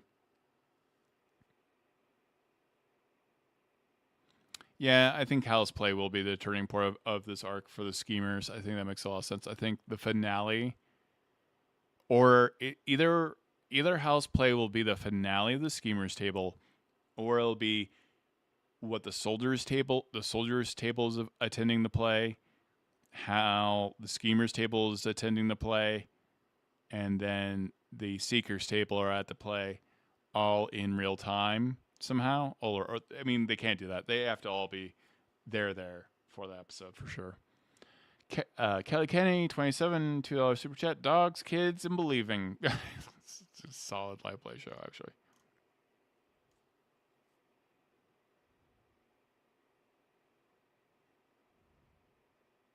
Yeah, I've been wondering what would happen to Delmakiar if the undead took over.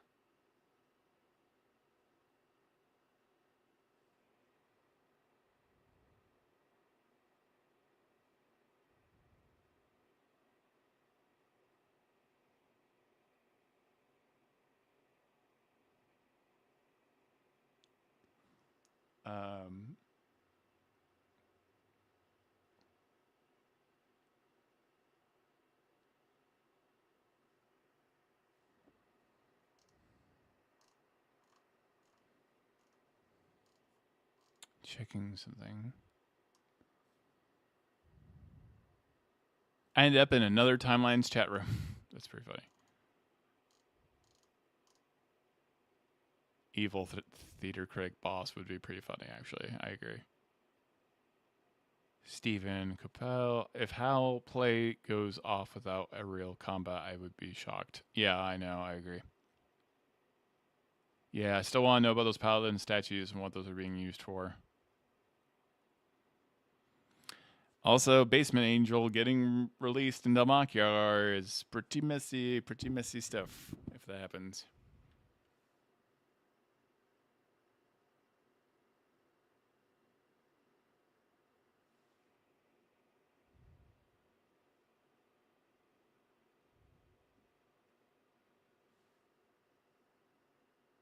All right. I want to play a file. Is that okay? I want to play... I know this is unconventional, but we're doing a lot of busy work right now. But I want to check about... let me first close the audio. Media file. I want to take a look at the very first things that Brennan has said about the show. Let me go ahead and do that.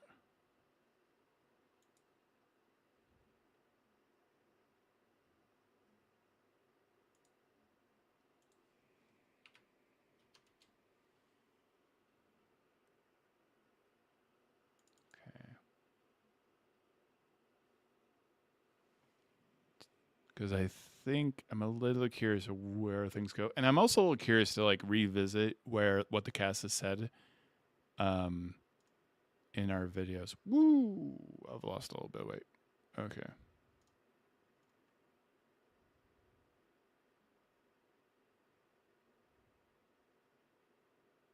Close. All right. I'm going to. Will you let me copy this? Duplicate.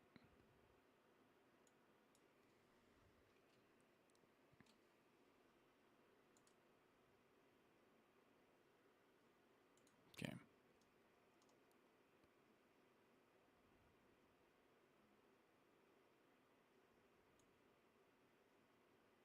Wait. All right. Be patient with me. Let's go ahead and revisit. It's a short video. I want to revisit what Brennan, Mulligan, and the rest of the cast said about the show. All right. If you all want to still hang, that would be lovely. And don't forget our super chats goal. We're at 10 of 50. That's something. That's not nothing. Yeah, if the play was all 3 tables, that would be wild. Like if they're somehow separate, I don't know how you do it. Or maybe ooh, hey, I got it. The play is all 3 tables, and each table is an act of the play. So Act 1 is one of the tables while they're watching the play. Act 2 is one of the other tables when they're watching the play, and Act 3 is one of the other tables. I'm just saying. All right. I'm going to do something a little wild here. Let's see if we can make this work. I appreciate your patience as we do this. All right.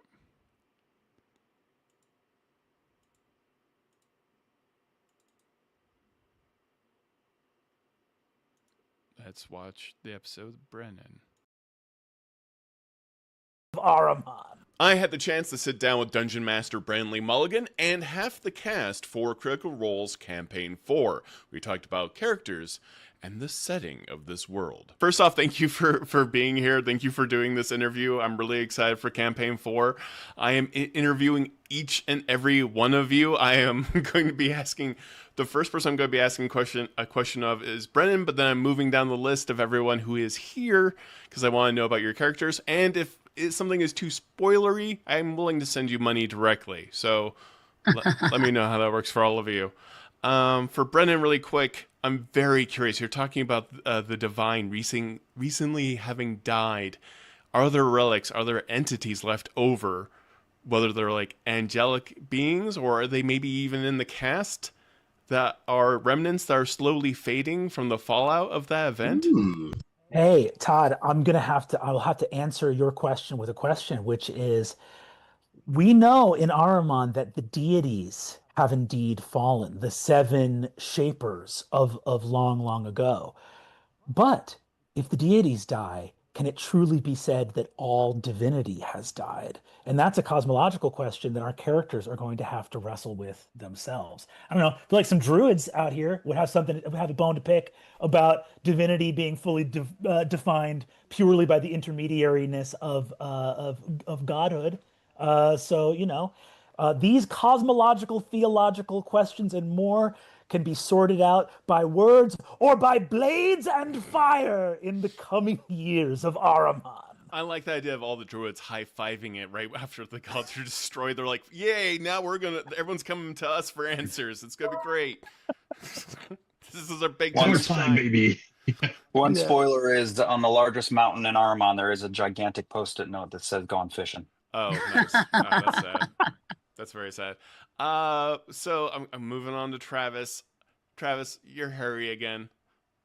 I just want to point out, were you so scarred by playing a Goliath for 3 years that you must be furry in every single show after this? Yeah, 100%. I mean, look, art imitates life, right? And I don't know about you, but the older I get, it's just bare city, just all back. It's maintenance. Yeah, it's just terrible. No, I thought about playing a lion folk character before, and and backed away sheepishly. And that's not going to be the case for campaign 4. I'm going to play that which would destroy me in real life on an allergen basis. So I am confronting my fears. I am packing away my histamine blockers, and I am ready for death and love. It just depends on what Brennan has an appetite for. How important is the fact that you're holding an amulet that is also of basically a lion, and the cord is broken on that? Boy, Todd, you've gotten in too deep into that character art, my man. I will say that it's probably as important as it has the potential to be. I'm just saying, it feels a little like Oath of Vengeance Paladin potentially, or Oathbreaker, or you have someone to kill. I don't know. All good bets. The boards at Vegas welcome your money. Perfect. Whitney, you're the only one I don't know from this entire group that I've not been in a show with or interviewed. Hey, Todd, I'm Whitney. I know you because you're in a Dan Heatwave video that makes us laugh horribly in our household, which is also probably the best Zillow ad ever made. It's a missed opportunity for them. I keep on hearing that you are pure chaos. What was the inspiration for your character, and how has that been fun to like shock this group? I keep hearing that too, and frankly, I don't know what that means because I'm just out here following my instincts, and just because I talk about bodily fluids a lot, I don't know, people just they have reactions. I will say my character Tyranny, she is pretty fresh to the world. Okay. And so she doesn't have a lot of knowledge on the way things work. And she's learning a lot by observing the people around her and developing the relationships and seeing what kind of little stinker she is. She is a little stinker, I'll say that. How is she fresh in the world? Like literally as in youth or from somewhere else? Literally, because she is from a different plane. I think that we have. Can I confirm real quick that I can talk about race because it came out in a video, but yeah. There was a video where you said demon and not tiefling, so yeah, I did. Yeah, I did say it, and it's out in the world, so I'll say it. Yeah, Tyranny's a demon, so she's from a different plane of existence, and she is partying in Ahriman, and here to have a good time for a long time. Brennan, she's here for a long time. I'm getting has-been hotel energy already. It's not up to me. It's the dice, Whitney. It's the dice. The it's dice. I'm not It's your here to time, enemy Whitney. you. It's your time. To kill you. Liam, Halandil Fang, also having the same last name of a very important character at the very beginning of the game. Can you talk to whether this is a familial relation of some kind, or is it a romantic? They're probably two unrelated Fangs. Probably. Okay. I mean, there's a decent amount of people in the city. All right. It's bound to happen. Fangs like Smith. Yeah. Yeah. Okay. That's for orcs. Okay. I'll accept it. Sam did mention that you had a variety of X's. You are obviously playing a very theatrical character, I get the impression. You love the theater. It sounds like you've got a subclass, maybe from Taldori's Guide, but like, how many X's do you have? Is it possible one of the other players at a different table is one of your X's as well? Which of the players is not my ex? Is how you should be framing it. Perfect. You sidestepped that very well. I have designs on all. Perfect. Louise, your character's a complete mystery other than pretty eyes. Like, what was the motivation for your character? The motivation for my character? Yeah. Oh boy. I really was curious about this world that Brennan presented to us, where the gods have fallen, and what one of the many things that was talked about is what afterlife looks like in a place where this has happened. And so there's a part of Azune that I think has been pondering what that means, not just for himself, but for those that have come before him and those that will come after. And there's something about a sunset that to me can suggest a passing on, the end, but a sunset also looks exactly like a sunrise sometimes. So that's kind of where all that sort of came together for me in my mind. I love your characters. Ashley Johnson, what are you up to? What up, Todd? You're tall again. You're tall again, and you look like a drow, and I get it, but you are heavily scarred. In a world where suddenly there are no gods, and who knows what's going on with the afterlife, you look like you've either died and come back, and there's like a cost to that, or maybe you were even some kind of divine entity. I have so many weird conspiracy theories. I'm not really even asking you a question, but what did you really want to explore with this character? Because they seem like a mystery box. Great. Love that. I wanted to create a mystery box. So I'm glad that that has been achieved. Yeah, I think Vaelus is not fresh in this world. Trying to figure out how to dance around it.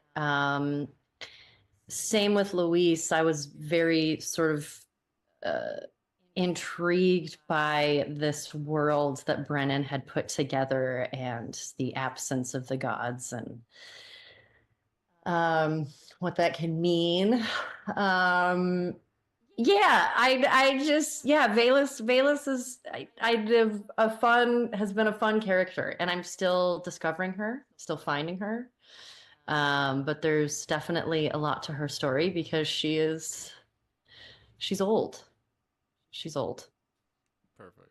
Thank you. I don't know if I could say that. I mean, good tease, AJ. Good tease. Good tease. Okay. Man, when she walks into that door frame and gives herself that giant shiner in episode 1. yeah. This is an ear. Yeah. On the banana peel. Doors. Ashley has a dexterity of 3, and so we said, like, logistically, she should be covered in wounds and injuries. Yes. Yeah. Banana peels, rakes, ball bearings, you know. Yeah. There to trip on, I will step on it. I did miss Taliesin, and I feel terrible, so I want to dive in. Your character seems incredibly messy. Definitely, it's an interesting middle ground. He can somewhat inhabits a place socially between Percy and Molly. What I can say, I will say a couple of things. His face does move a bit. Okay. It is not static. And the character is based on a few things and has a few major points, but I'll say the easy ones now are therapy, obviously, a particular piece of music that inspired this character, and a love of finding parts of Dungeons and Dragons that I feel are broken in where the rules meet cosmology, and then needling it really hard, angrily. So those are definitely 3 good points for this character that don't spoil anything.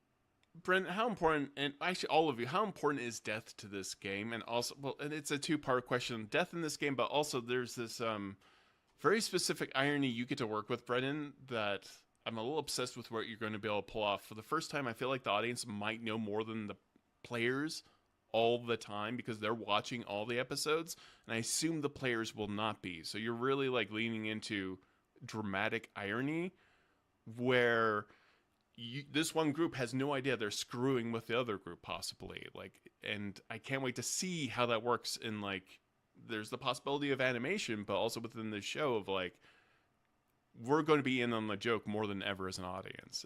Are you leaning into that?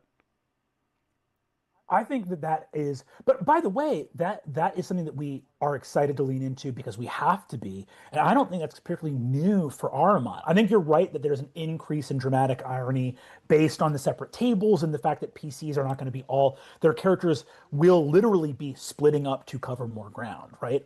That being said, that's a reality of actual play writ large. I mean, the moment that you're publishing source books about the campaign world you're playing in that elaborates on things not seen on camera, all of a sudden you know, the audience can see more than you can see. I remember there was a big part of why I wanted to set Calamity in Avalier and in the Shattered Teeth is I was talking to Matt about the weight and majesty of Exandria, and I was like, where have we not been? A, so we can again cover more ground, but B, so I don't accidentally step on any of your beautiful lore. Like, what's a place I can blow up and no one's gonna get mad? So I feel like the audience uh, that reality is a reality of actual play and of creating worlds that are this beloved, is that fans do seize onto them and absolutely explore things. I mean, this happens if you're a dungeon master, your players are doing this already, which is looking at lore you've made and coming up with better and cooler explanations that you have. You know, you're a DM and someone's like, the stolen shard of so and so. That must be from the ghosts at the bridge the night before. As the DM, you're like, the ghosts. Yes, it was the ghosts that did it. That's a much cleaner storyline than whatever the hell I was going to do. And then you do actual play, and it's even another wrinkle on that, which is audiences doing stuff like that, where they'll see connections. Because again, I think that everyone, I know this whenever I'm fortunate to get a chance to play, is that playing, you've got a million things and you'll miss big clues that an audience will not miss, man, because they are strapped in. Their level of observation is just so heightened by virtue of being fully dedicated to like breathing in the world of this like rich fantasy. So yeah, totally. A huge thank you to Brennan Mulligan and the rest of the cast for being interviewed right before Campaign 4 launches. If you want to support more video content like this, like, subscribe. Hello. Were there any fun insights in that? Is pretty wild. I'm not removing 2 items. I'm removing 1 item.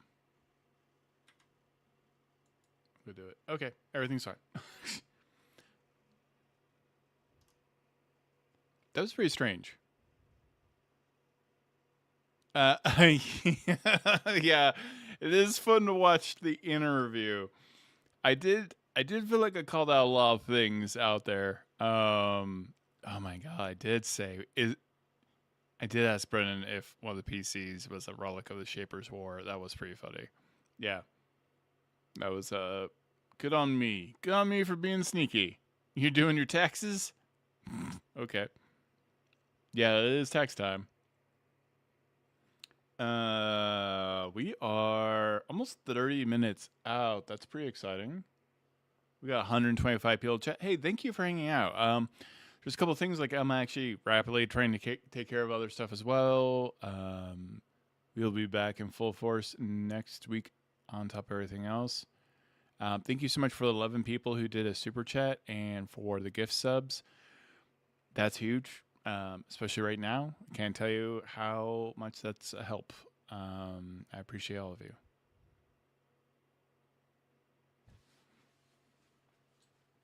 And thank you also, I mean, quite frankly, I know I've been lower energy in the last couple of days, and for good reason. But, you know, it means a lot that people are still hanging out.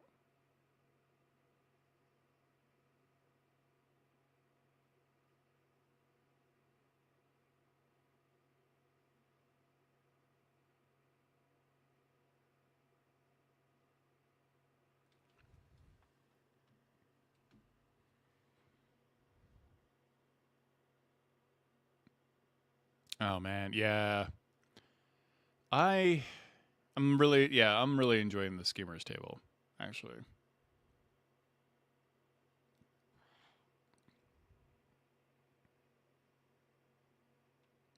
Save that gnome.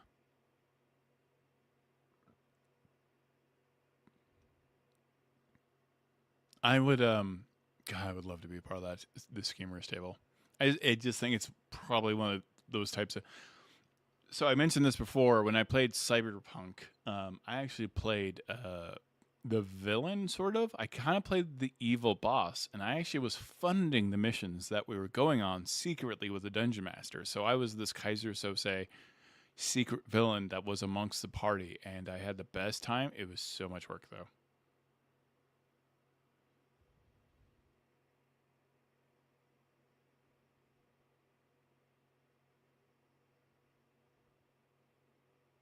Oh no. Yeah, text time is pretty rough.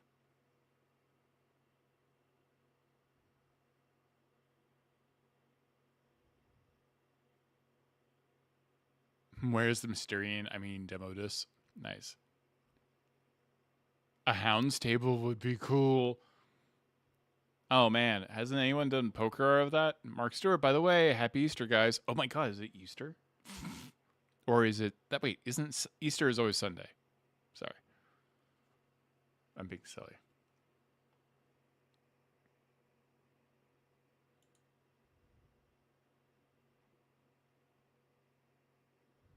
And thank you, Mark Stewart, for the super chat. I appreciate you. Yeah, I mean, each of the schemers is almost their own table. This is where the action is.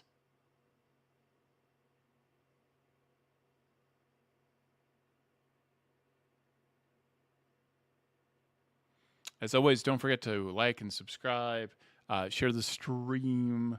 All that stuff helps. I'm going to try to get more interviews that we can show on the channel as well, on top of everything else. And we're about 30 minutes out. Just checking some stuff. Perfect.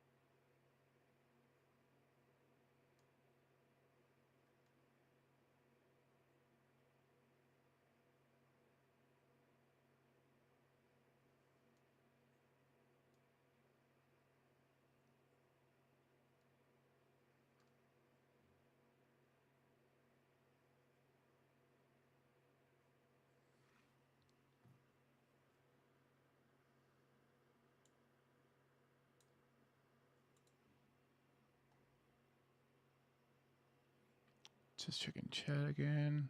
Interview.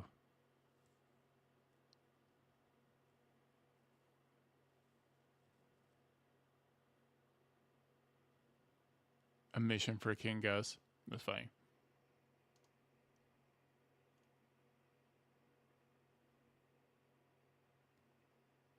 Good Friday, everybody. Here for Easter break.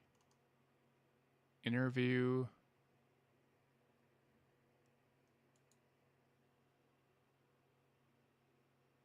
And we are 30 minutes out. That's pretty wild. VBN BX. Thank you so much for the 20 gift subs. That's so kind of you. We appreciate you. The Hounds are like reincarnated paladins or in soldiers who decide they want to come back that are reincarnated by druids. Thank you so much for the gift subs. Congratulations to everybody. That's huge. That is so overwhelmingly generous, VBN. Oh my god, thank you so much. That's so kind.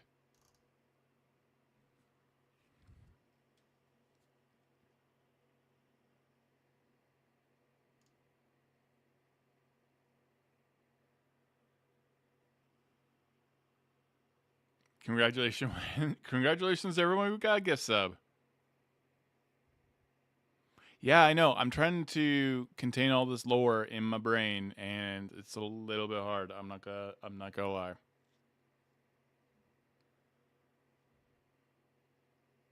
So full disclosure about 15. When does Critical Role's pre-roll begin?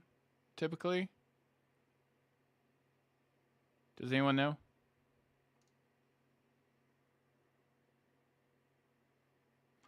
I don't believe the birds are reincarnated.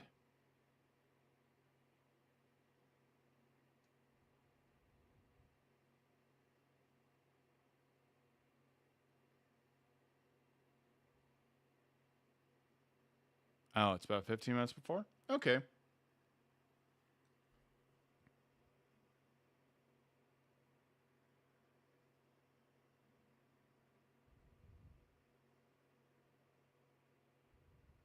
Gotcha.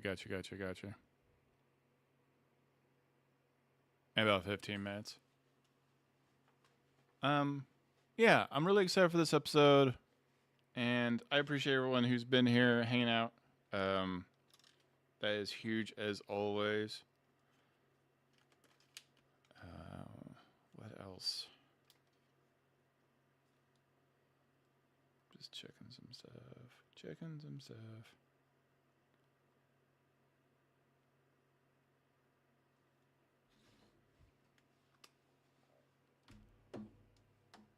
Did I get everything? Yeah, I think this is maybe a banger of an episode. I feel like this is the third for the schemers, and some stuff can really super over the top pop off. Which I'm a little worried about. I don't want anyone from the schemers table to die. That's my main paranoid fear right now. Because, but we've not lost anyone. But I also feel like that would be the least satisfying for some reason. Does that make sense to anyone? Like, I don't know. I guess I feel like this is such a lethal game right now. I'd be so bummed out because the lethality of this show would be in part because of just political mistakes and not necessarily combat or something you can necessarily. I don't know. I don't know why I'm worried about this. I guess I'm like torn when I think about it. How brutal to lose a character because of an impossible situation and not actual death saves or anything like that. Like just bad luck. I think it would come down to combat, but still.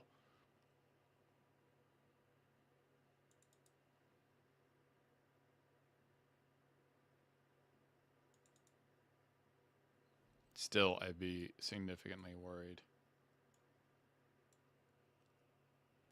So let's see.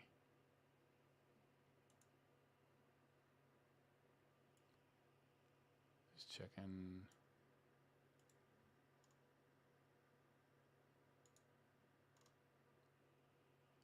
Five, six, 7. 1, 5, 6, 8. 1, 5, 6, 8.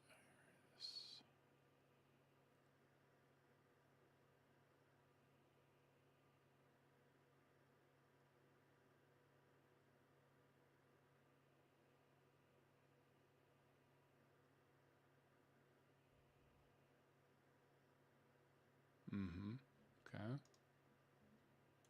And then 8, 1, 8, 0, 7, 9, 7, 8, 7, 7, 7, 5, 7, 4, 7, 3. Looks like it's all there.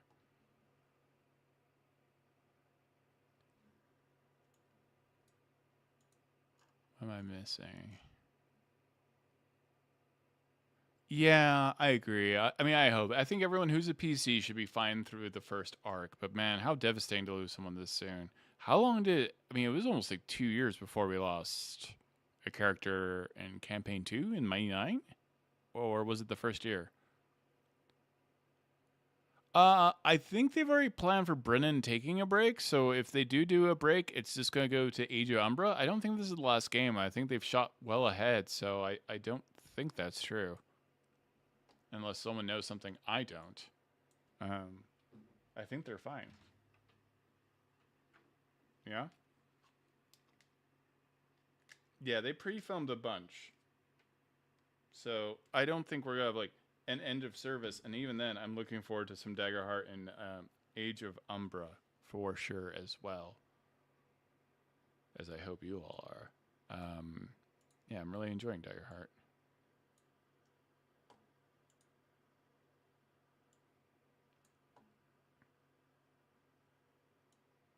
Hey Todd, were you able to break down the letter tail or head? I was not able to break down the letter. I haven't had time.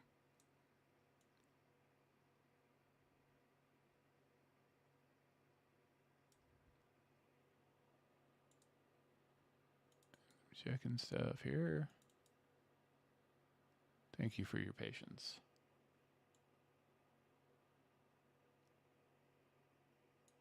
7778.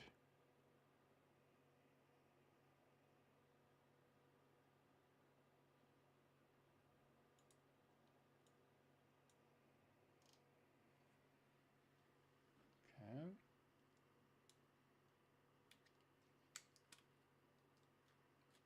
Thank you for hanging out with me. I'm actually doing a little bit of maintenance, and I know I'm being a little quiet. It's just because we got some time constraints because of everything going on in our lives right now. Yeah, it does seem like code, doesn't it? I'm being a little paranoid. All right, here we go.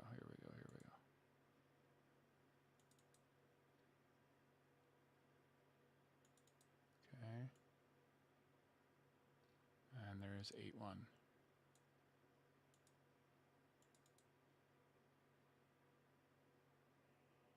What are you?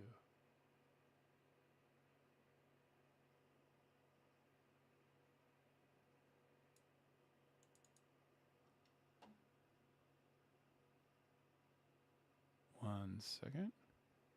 What are you? And why are you 41 minutes?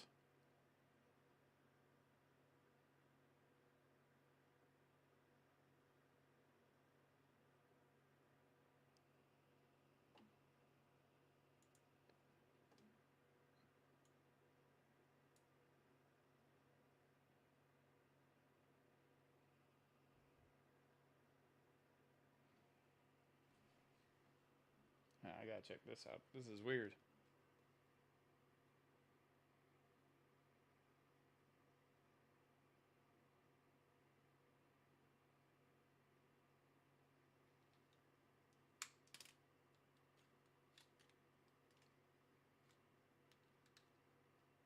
File management is the best, everybody.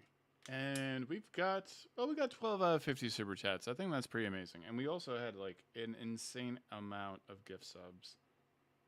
There's nothing to sneeze at.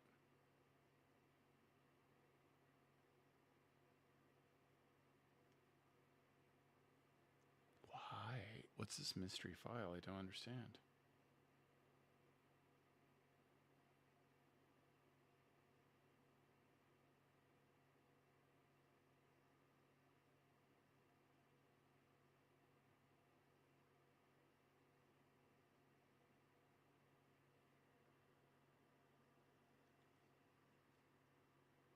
Hmm.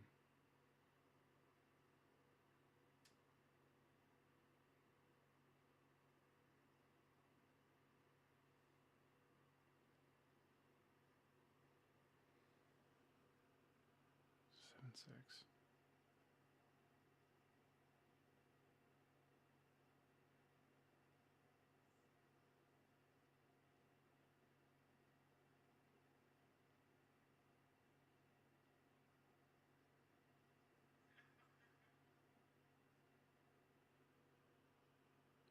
Seven, 5.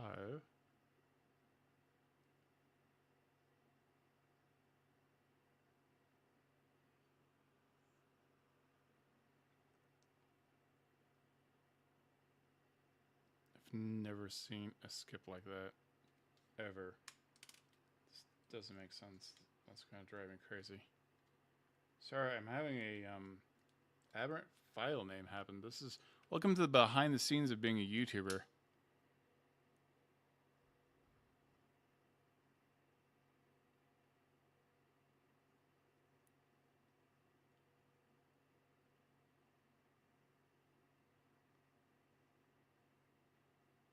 What could this file be?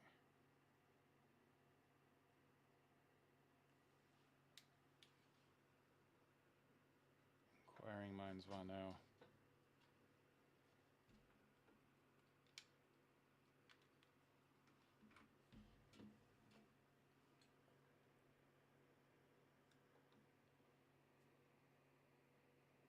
I am probably going to hire someone to help me with the Discord server because I have been crap. I do have a Discord server set up and ready to go. But yeah, I'm way behind, and I acknowledge that 100%.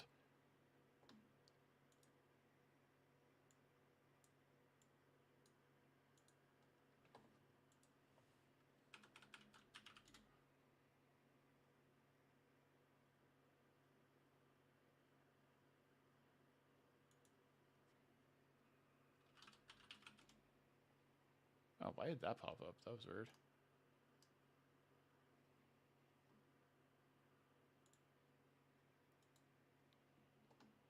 Sorry, I did a previous stream, and I've got my Unearthed Arcana up at the same time for reasons I do not understand.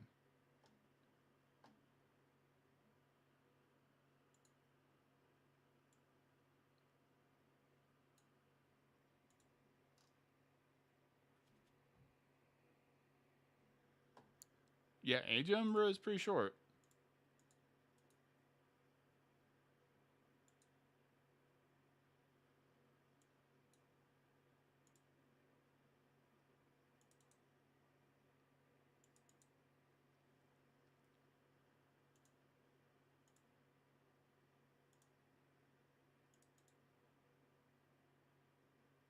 What did I shoot on the 21st?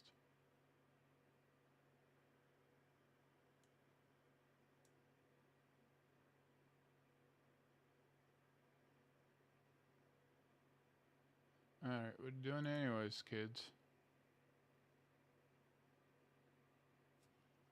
I just have this crazy large file that I can't find the origins of.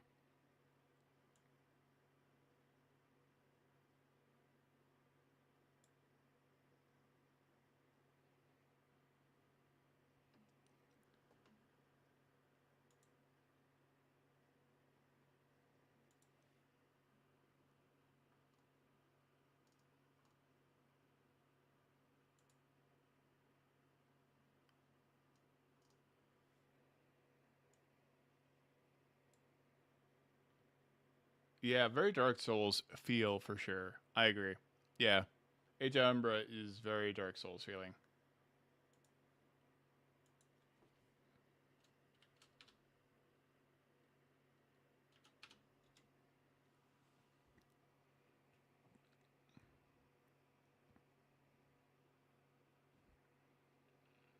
Oh man, Calamity is intense. That's a heck of a one to jump into.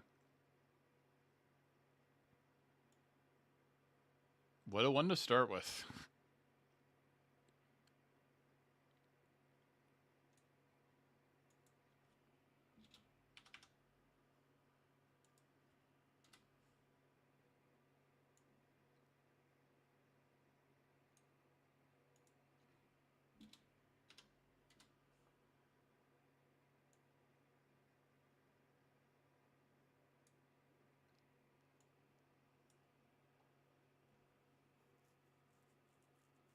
I know. D4 doing Vampire Masquerade is going to be absolutely unhinged and hilarious. I am so looking forward to that.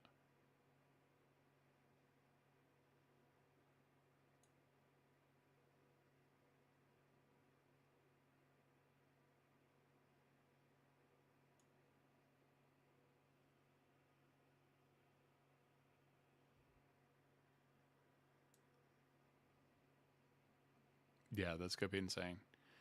Well, I think we're wrapping up. I think Critical Role's episode has started.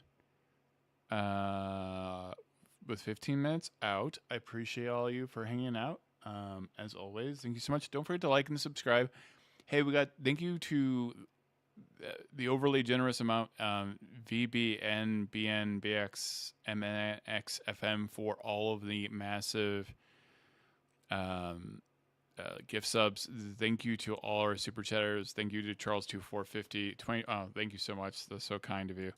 Wow. I mean, we got 13 out of 50 is a lot, by the way. And I appreciate all of you for supporting the stream. We'll be back in fighting shape in a week. And hopefully we got some more surprises for you all. And I really appreciate all of you. And I want to go back and call out all the other super chatters if chat will allow me to. Sometimes it won't let me show. Let me see. Mark Stewart, as always, thank you so much for the super chats. Long-time support of the channel. Cherry Dad, thank you so much for the super chat. So appreciate. And it stopped me. You jerks. Why are you doing this? What's the reason? I've got like a top fans list. I don't know how that's equated, but like, let's show out the top fans. That's something that's in my chat. Charles, you know who you are, 24. He's like the number 1 fan of the channel. We got Mark Stewart, number 2. We got PJF Don at number 3. We got Cassius at number 4. We got Cherry Dad at number 5. We got Kelly Kenny at number 6. We've got AK Flop 85 at number 7. We got Steven J2 Fan at number 8. I don't know how they equate this. I'm seeing experience points that you're getting. Steven K Hop at 175 experience. Mario Bulaire at 5999. We've got 11 generally just Jupiter. 12 we got Ultra Cycling Life. 13 we got Marty Step. And the list goes on. That is a lot of... I don't know how it defines those experience points at all. If anyone knows, I'm going to do research. That's pretty wild. Dude, I help manage a few servers over the years. I'm currently unemployed, so if you need help, I will definitely keep that in mind. That's massive. Thank you for the super chat, Busket RVA. Oh, buddy, you didn't need to do a super chat.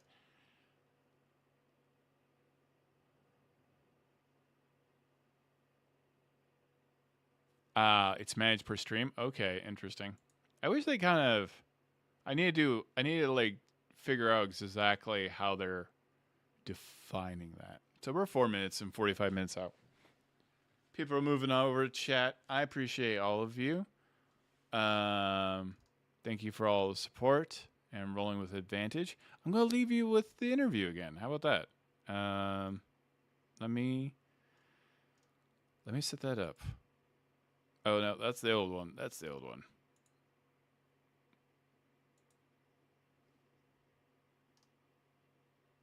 Let me see.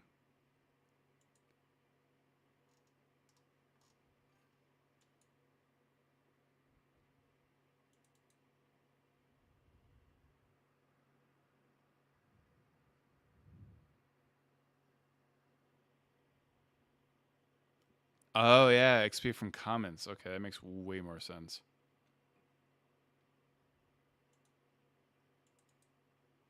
Sorry that we're seeing a weird video right now. I'm fixing that right now.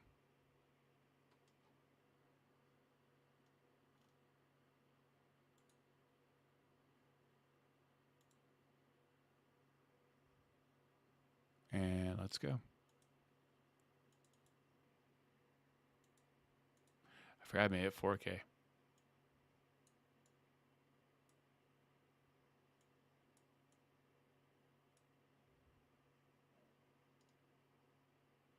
Second we ended, so we had to... I watched the very last bits of the overture to try to keep back in, and I had... I can't speak for the whole table, but I had trepidation because everyone else got to go out and explore desolate roads and places they'd never been to, and we had to know 20,000 people. Uh-huh. All at our fingertips.